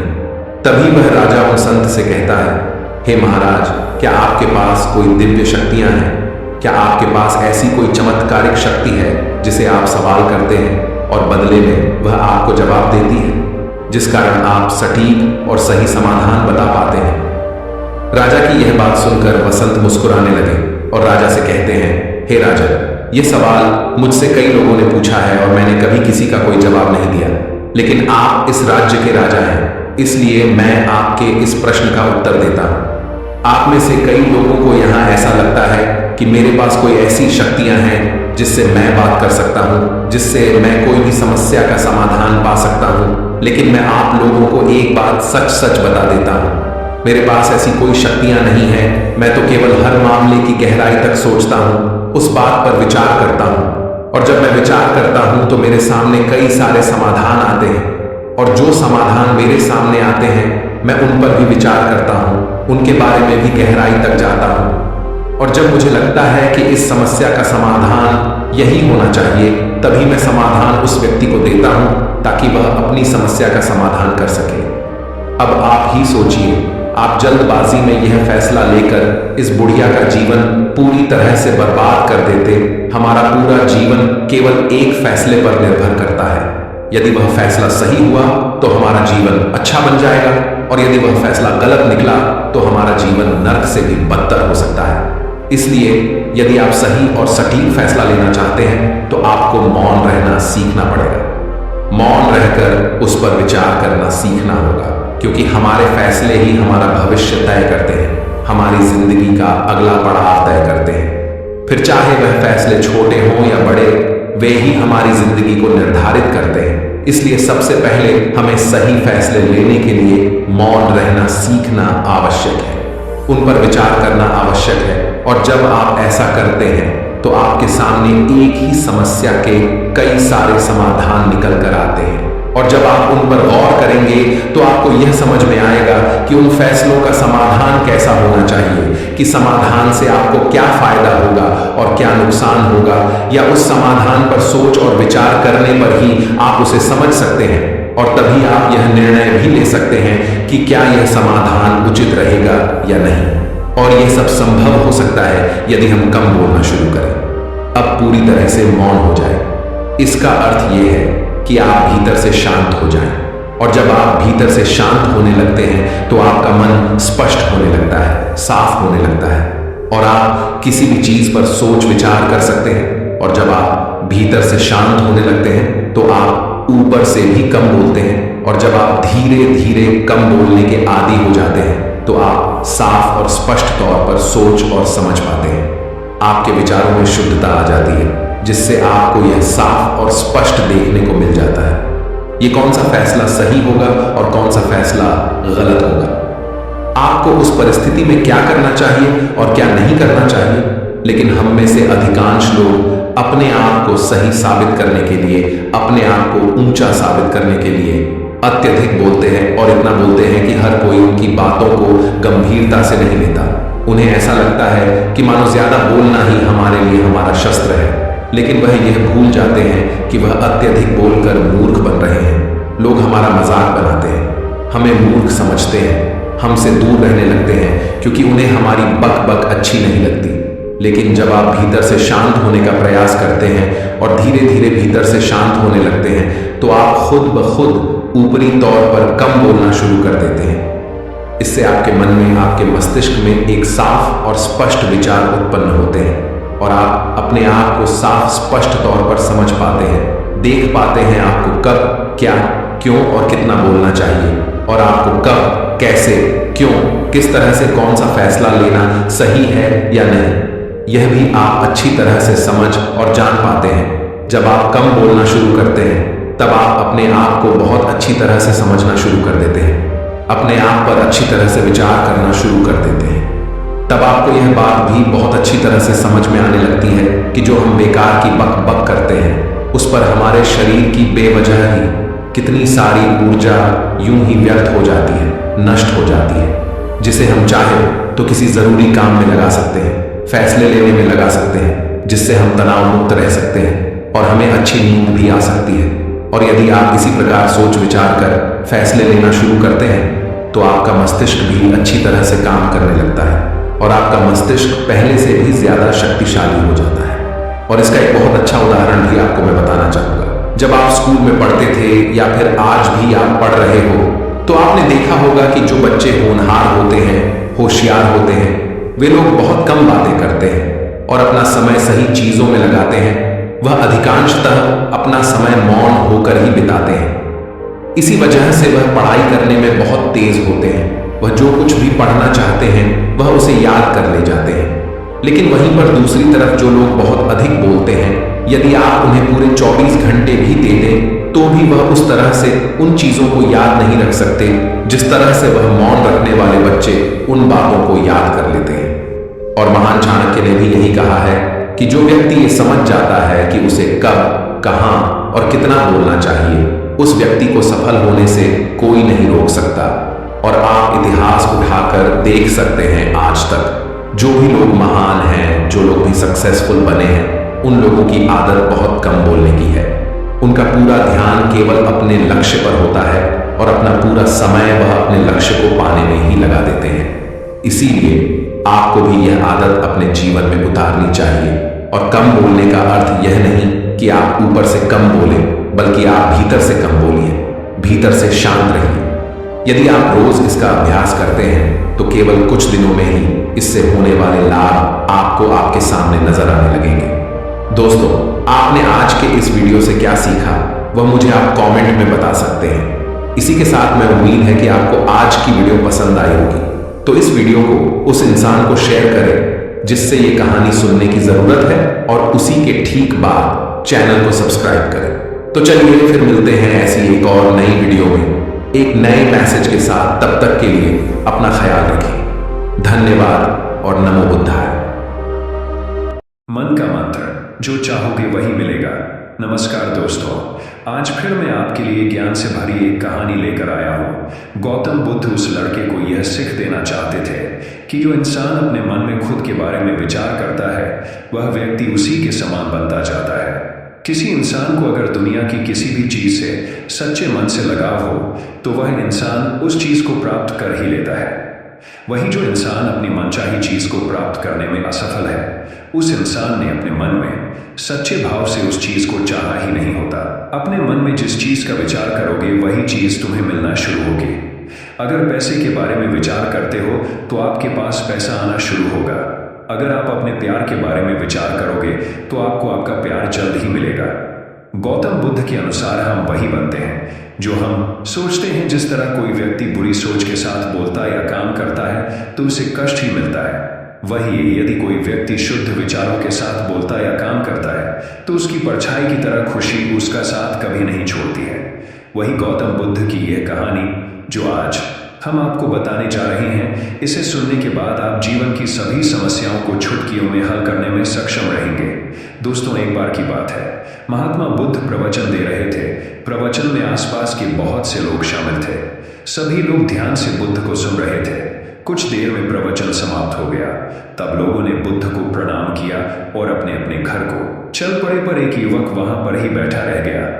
बुद्ध की नजर उस युवक पर पड़ी तो वे पूछ बैठे, क्या बात है वत्स, कोई जिज्ञासा है क्या? युवक बुद्ध के पास गया और प्रणाम करके बोला, प्रभु बहुत उलझन में हूं। जितना इस बारे में सोचता हूं उतना ही उलझता हूं। कैसी उलझन है वत्स? बुद्ध ने प्रश्न किया।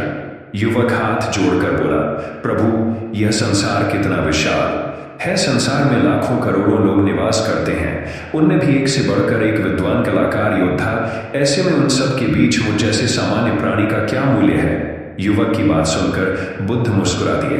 वे बोले, तुम्हारी जिज्ञासा का उत्तर मिल जाएगा, पर इसमें थोड़ा सा समय लगेगा। क्या तब तक मेरा एक छोटा सा काम कर सकते हो? प्रभु, ये तो मेरे लिए गर्व का विषय है कि मैं आपके काम आ सकूं। युवक ने पुनः अपने हाथ जोड़ दिए और कहा, आप आदेश करें। प्रभु बुद्ध ने युवक को एक चमकीला पत्थर देते हुए कहा, तुम्हें इस पत्थर का मूल्य पता करना है, पर ध्यान रहे इसे बेचना नहीं है, सिर्फ इसका मूल्य पता करना है। जैसी आज्ञा प्रभु। ऐसा कहते हुए युवक ने बुद्ध से वह पत्थर ले लिया। उसने एक बार फिर से उन्हें प्रणाम किया और बाजार की ओर चल पड़ा। बाजार वहां से ज्यादा दूर नहीं था। युवक थोड़ी देर में वहां पहुंच गया। वह सुबह का समय था, इसलिए बाजार अभी ठीक से लगा नहीं था।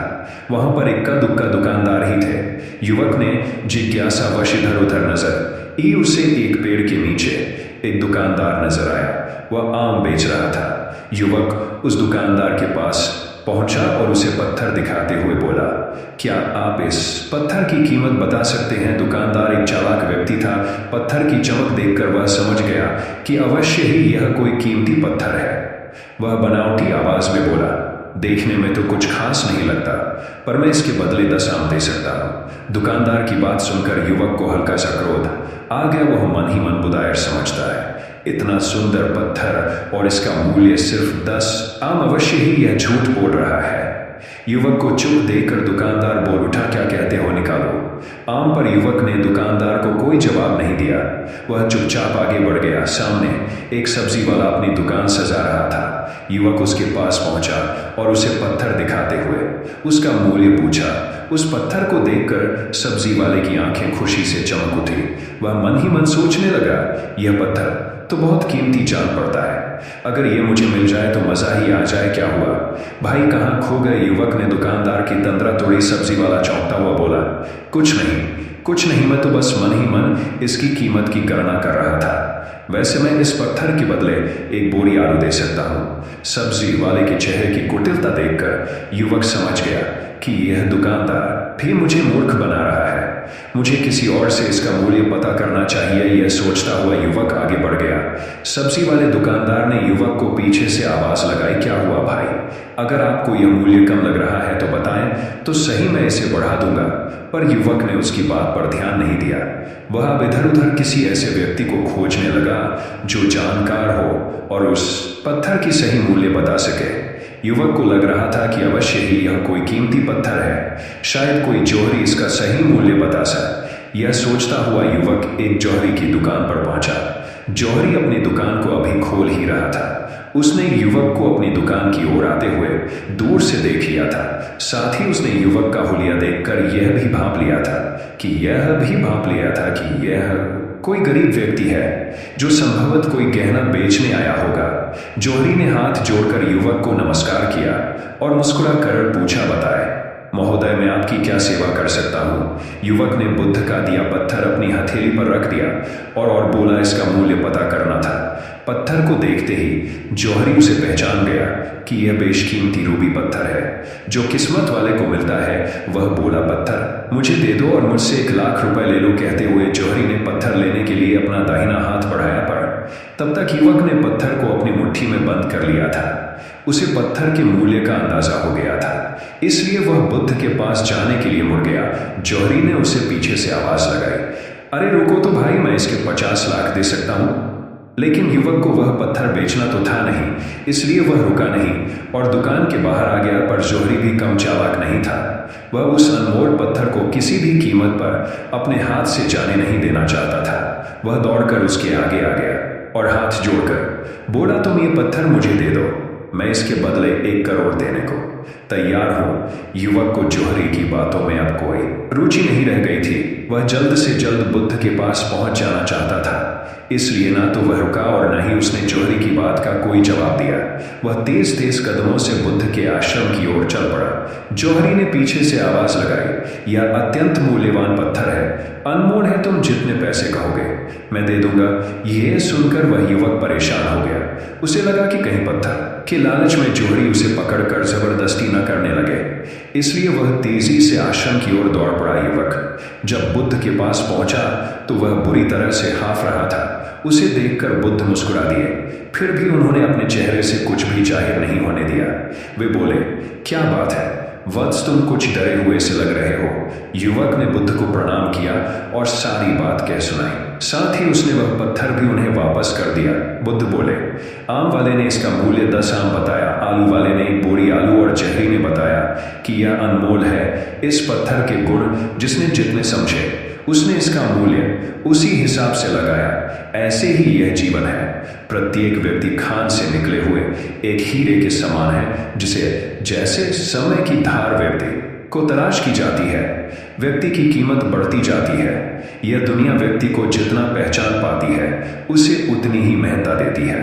कहते हुए बुद्ध एक क्षण के लिए रुके, फिर बोले, किंतु आदमी और हीरे में अंतर यही है को कोई दूसरा तलाश होता है और व्यक्ति को अपने आप को स्वयं ही तलाशना पड़ता है। और जिस दिन तुम अपने आप को तलाश लोगे, तुम्हें भी तुम्हारा मूल्य बताने वाला कोई ना कोई जौहरी मिल ही जाएगा।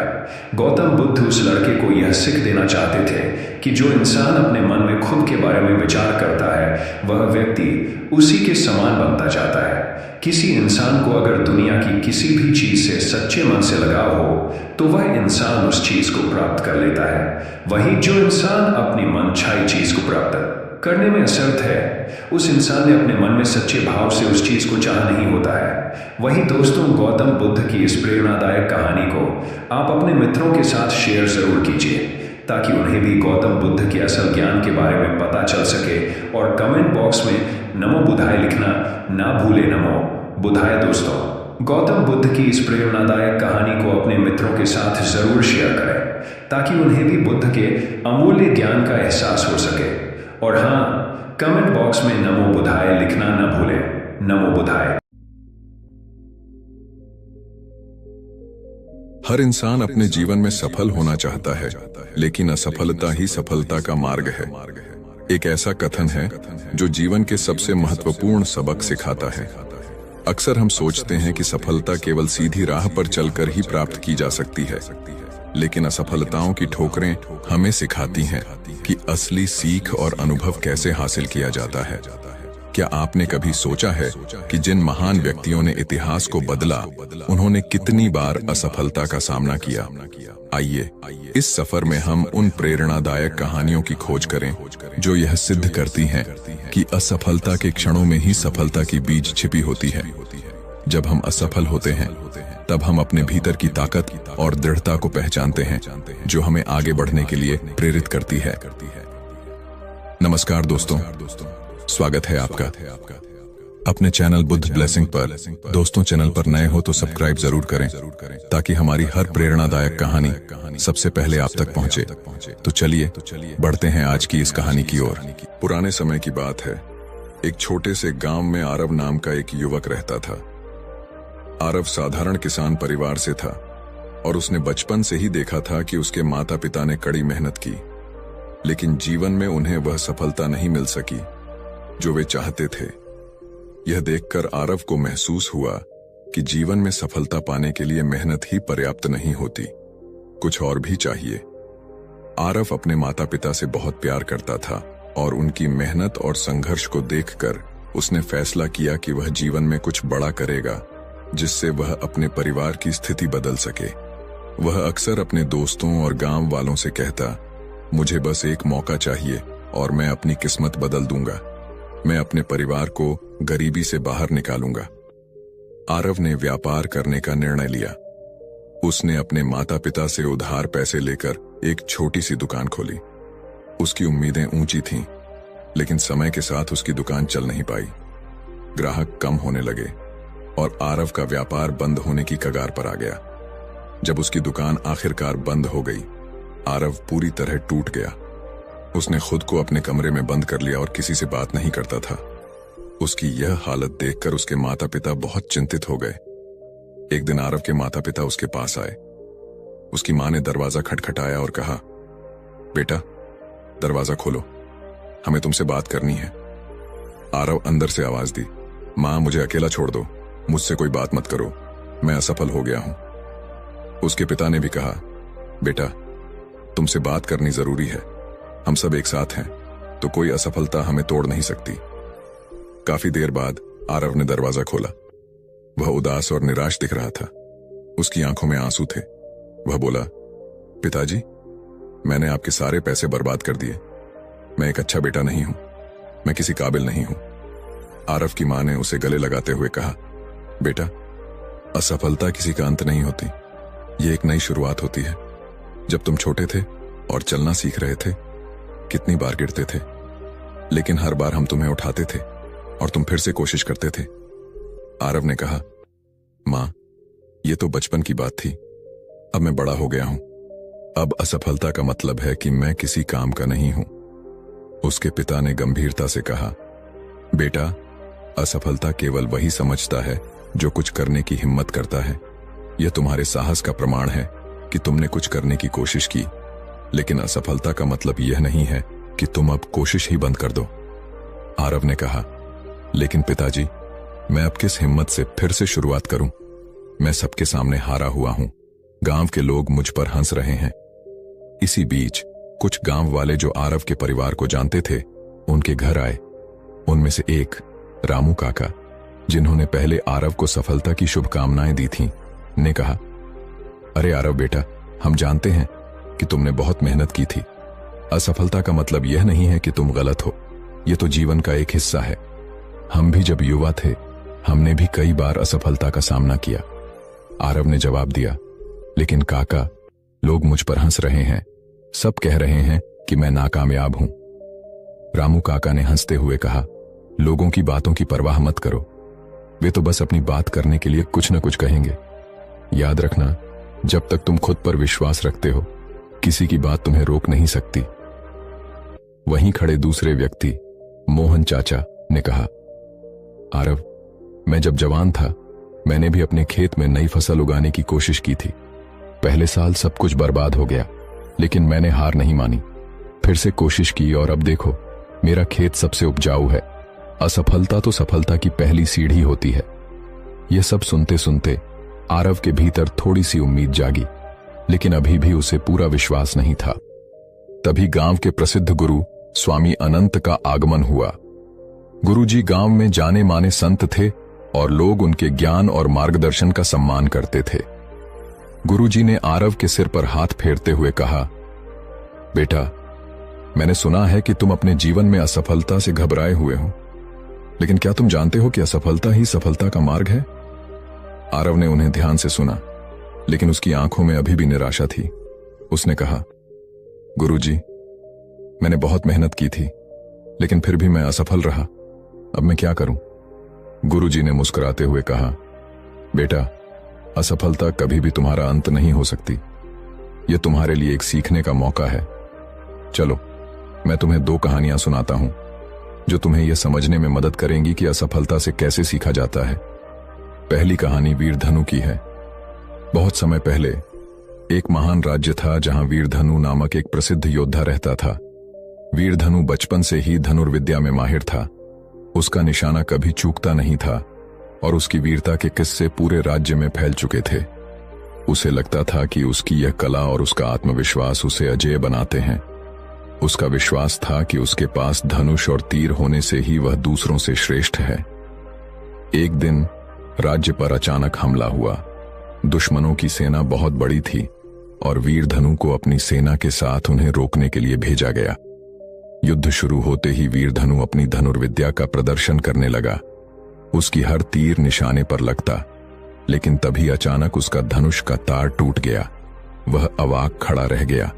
उसके पास कोई दूसरा धनुष नहीं था और युद्ध के मैदान में अचानक खुद को असहाय महसूस करने लगा।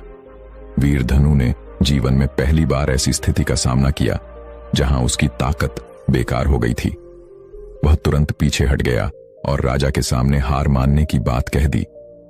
वह अपने कक्ष में बंद हो गया और सोचा कि उसकी सारी प्रतिभा खत्म हो गई है। वह आत्मदया में डूब गया और महसूस किया कि अब उसके पास कुछ भी नहीं बचा है। राजा, जो उसकी काबिलियत और संघर्ष को जानता था, खुद उसके पास गया। राजा ने वीरधनु से कहा, तुम केवल अपने धनुष पर निर्भर थे, लेकिन असली वीरता उस आत्मविश्वास में होती है जो तुम्हारे भीतर है। यदि तुम्हारा धनुष न रहे तो भी तुम्हारी वीरता और धैर्य तुम्हें जीत दिला सकते हैं। आज तुम्हें यह सबक मिला है कि असली योद्धा वह है जो बिना हथियार के भी लड़ सके। राजा की यह बात वीरधनु के मन में गहराई तक बैठ गई। उसने समझा कि असली शक्ति उसकी वस्त्रों या हथियारों में नहीं, बल्कि उसके धैर्य और सूझबूझ में है। कुछ दिनों बाद फिर से युद्ध हुआ और इस बार वीरधनु बिना हथियार के मैदान में उतरा। उसने अपनी समझ और वीरता से दुश्मनों को पराजित किया और साबित किया कि उसकी असली ताकत भीतर की है, न कि धनुष में। यह कहानी सुनते हुए आरव गहरे सोच में पड़ गया। गुरुजी ने उसकी ओर देखते हुए कहा, बेटा, वीरधनु की तरह तुम भी अपनी असफलता को अपनी कमजोरी मान रहे हो, लेकिन यह तुम्हारी ताकत बन सकती है अगर तुम उससे सीखने का साहस करो। गुरुजी ने अब दूसरी कहानी शुरू की। अब मैं तुम्हें शिवन की कहानी सुनाता हूं, जो यह बताएगी कि मेहनत और दृढ़ता असफलताओं के बाद ही असली आकार लेती है। बहुत समय पहले एक छोटे से गांव में शिवन नाम का एक युवक रहता था। वह मूर्ति कला में रुचि रखता था और हमेशा कुछ नया और अद्भुत बनाना चाहता था। उसका सपना था कि वह एक ऐसी मूर्ति बनाए जो पूरे राज्य में प्रसिद्ध हो जाए। शिवन ने अपने गुरु से मूर्ति कला सीखी थी और उसने कई छोटी छोटी मूर्तियां बनाई थीं जो लोगों को पसंद भी आती थीं, लेकिन उसका दिल हमेशा एक बड़ी और उत्कृष्ट मूर्ति बनाने का था। उसने एक बार राजा की मूर्ति बनाने की ठानी। वह दिन रात मेहनत करता, लेकिन हर बार कुछ न कुछ गलत हो जाता। कभी मूर्ति का चेहरा ठीक नहीं बनता तो कभी शरीर का आकार बिगड़ जाता। कई बार उसने मूर्ति को तोड़कर फिर से शुरू किया, और हर बार असफल होता गया। लोगों ने उसे कहना शुरू कर दिया कि वह एक अच्छा मूर्तिकार नहीं है। कई लोग उसका मजाक उड़ाने लगे और यहां तक कि उसके अपने दोस्त भी उससे दूरी बनाने लगे। लेकिन शिवन ने हार नहीं मानी। वह जानता था कि अगर वह अपनी मेहनत जारी रखेगा तो एक दिन उसकी कोशिशें रंग लाएंगी। एक दिन जब वह फिर से एक नई मूर्ति पर काम कर रहा था, उसके गुरुजी वहां आए। उन्होंने शिवन से पूछा, क्या हुआ बेटा, तुम इतने निराश क्यों दिख रहे हो? शिवन ने कहा, गुरुजी, मैंने कई बार कोशिश की लेकिन हर बार असफल हो जाता हूं। मुझे लगता है कि मैं कभी एक महान मूर्तिकार नहीं बन पाऊंगा। गुरुजी ने मुस्कुराते हुए कहा, बेटा, असफलता का मतलब यह नहीं है कि तुमने सही काम नहीं किया। असफलता केवल यह दिखाती है कि तुम अभी उस मुकाम तक नहीं पहुंचे हो। लेकिन अगर तुम हार मान लोगे तो फिर तुम कभी उस स्थान तक नहीं पहुंच पाओगे जहां तुम पहुंचना चाहते हो। गुरुजी ने शिवन को सलाह दी कि वह धैर्य रखे और अपने काम में निरंतरता बनाए रखे। गुरुजी की बातें सुनकर शिवन ने फिर से काम करना शुरू किया। इस बार उसने पहले की असफलताओं से सीखा और धीरे धीरे एक ऐसी मूर्ति बनाई जो वास्तव में अद्वितीय थी। राजा ने उसकी मूर्ति को देखकर उसकी प्रशंसा की और उसकी कला को पूरे राज्य में प्रसिद्ध मिली। शिवन की मेहनत और असफलताओं ने उसे वह स्थान दिलाया जिसका वह सपना देखता था। यह कहानी सुनने के बाद आरव की आंखों में नई चमक आ गई थी। वह अब समझ चुका था कि असफलता उसके लिए एक संकेत है, न कि एक रुकावट। गुरुजी ने आगे कहा, बेटा, असफलता कोई मंजिल नहीं, यह एक रास्ता है जो तुम्हें मजबूत और अधिक समझदार बनाता है। वीर धनु और शिवन की तरह तुम्हारी असफलता भी तुम्हें अपनी असली ताकत को पहचानने का मौका दे रही है। तुम्हें सिर्फ अपने रास्ते पर चलते रहना है, चाहे कितनी ही असफलताएं क्यों ना आए। आरव ने धीरे धीरे सिर हिलाया और कहा, गुरुजी, आपकी कहानियां सुनकर मुझे अब समझ आ गया है कि असफलता केवल एक सीढ़ी है जो हमें सफलता की ओर ले जाती है। मैं फिर से कोशिश करूंगा और इस बार असफलता से डरूंगा नहीं। गुरुजी ने मुस्कुराते हुए आरव के सिर पर हाथ रखा और कहा, यही असली सफलता की पहचान है बेटा।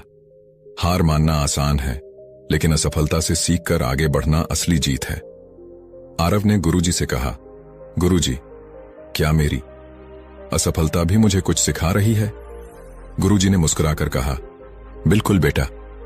गुरुजी ने आरव की ओर देखते हुए कहा, असफलता हमेशा तुम्हें कुछ नया सिखाती है, तुम्हारी सोच को और बेहतर बनाती है।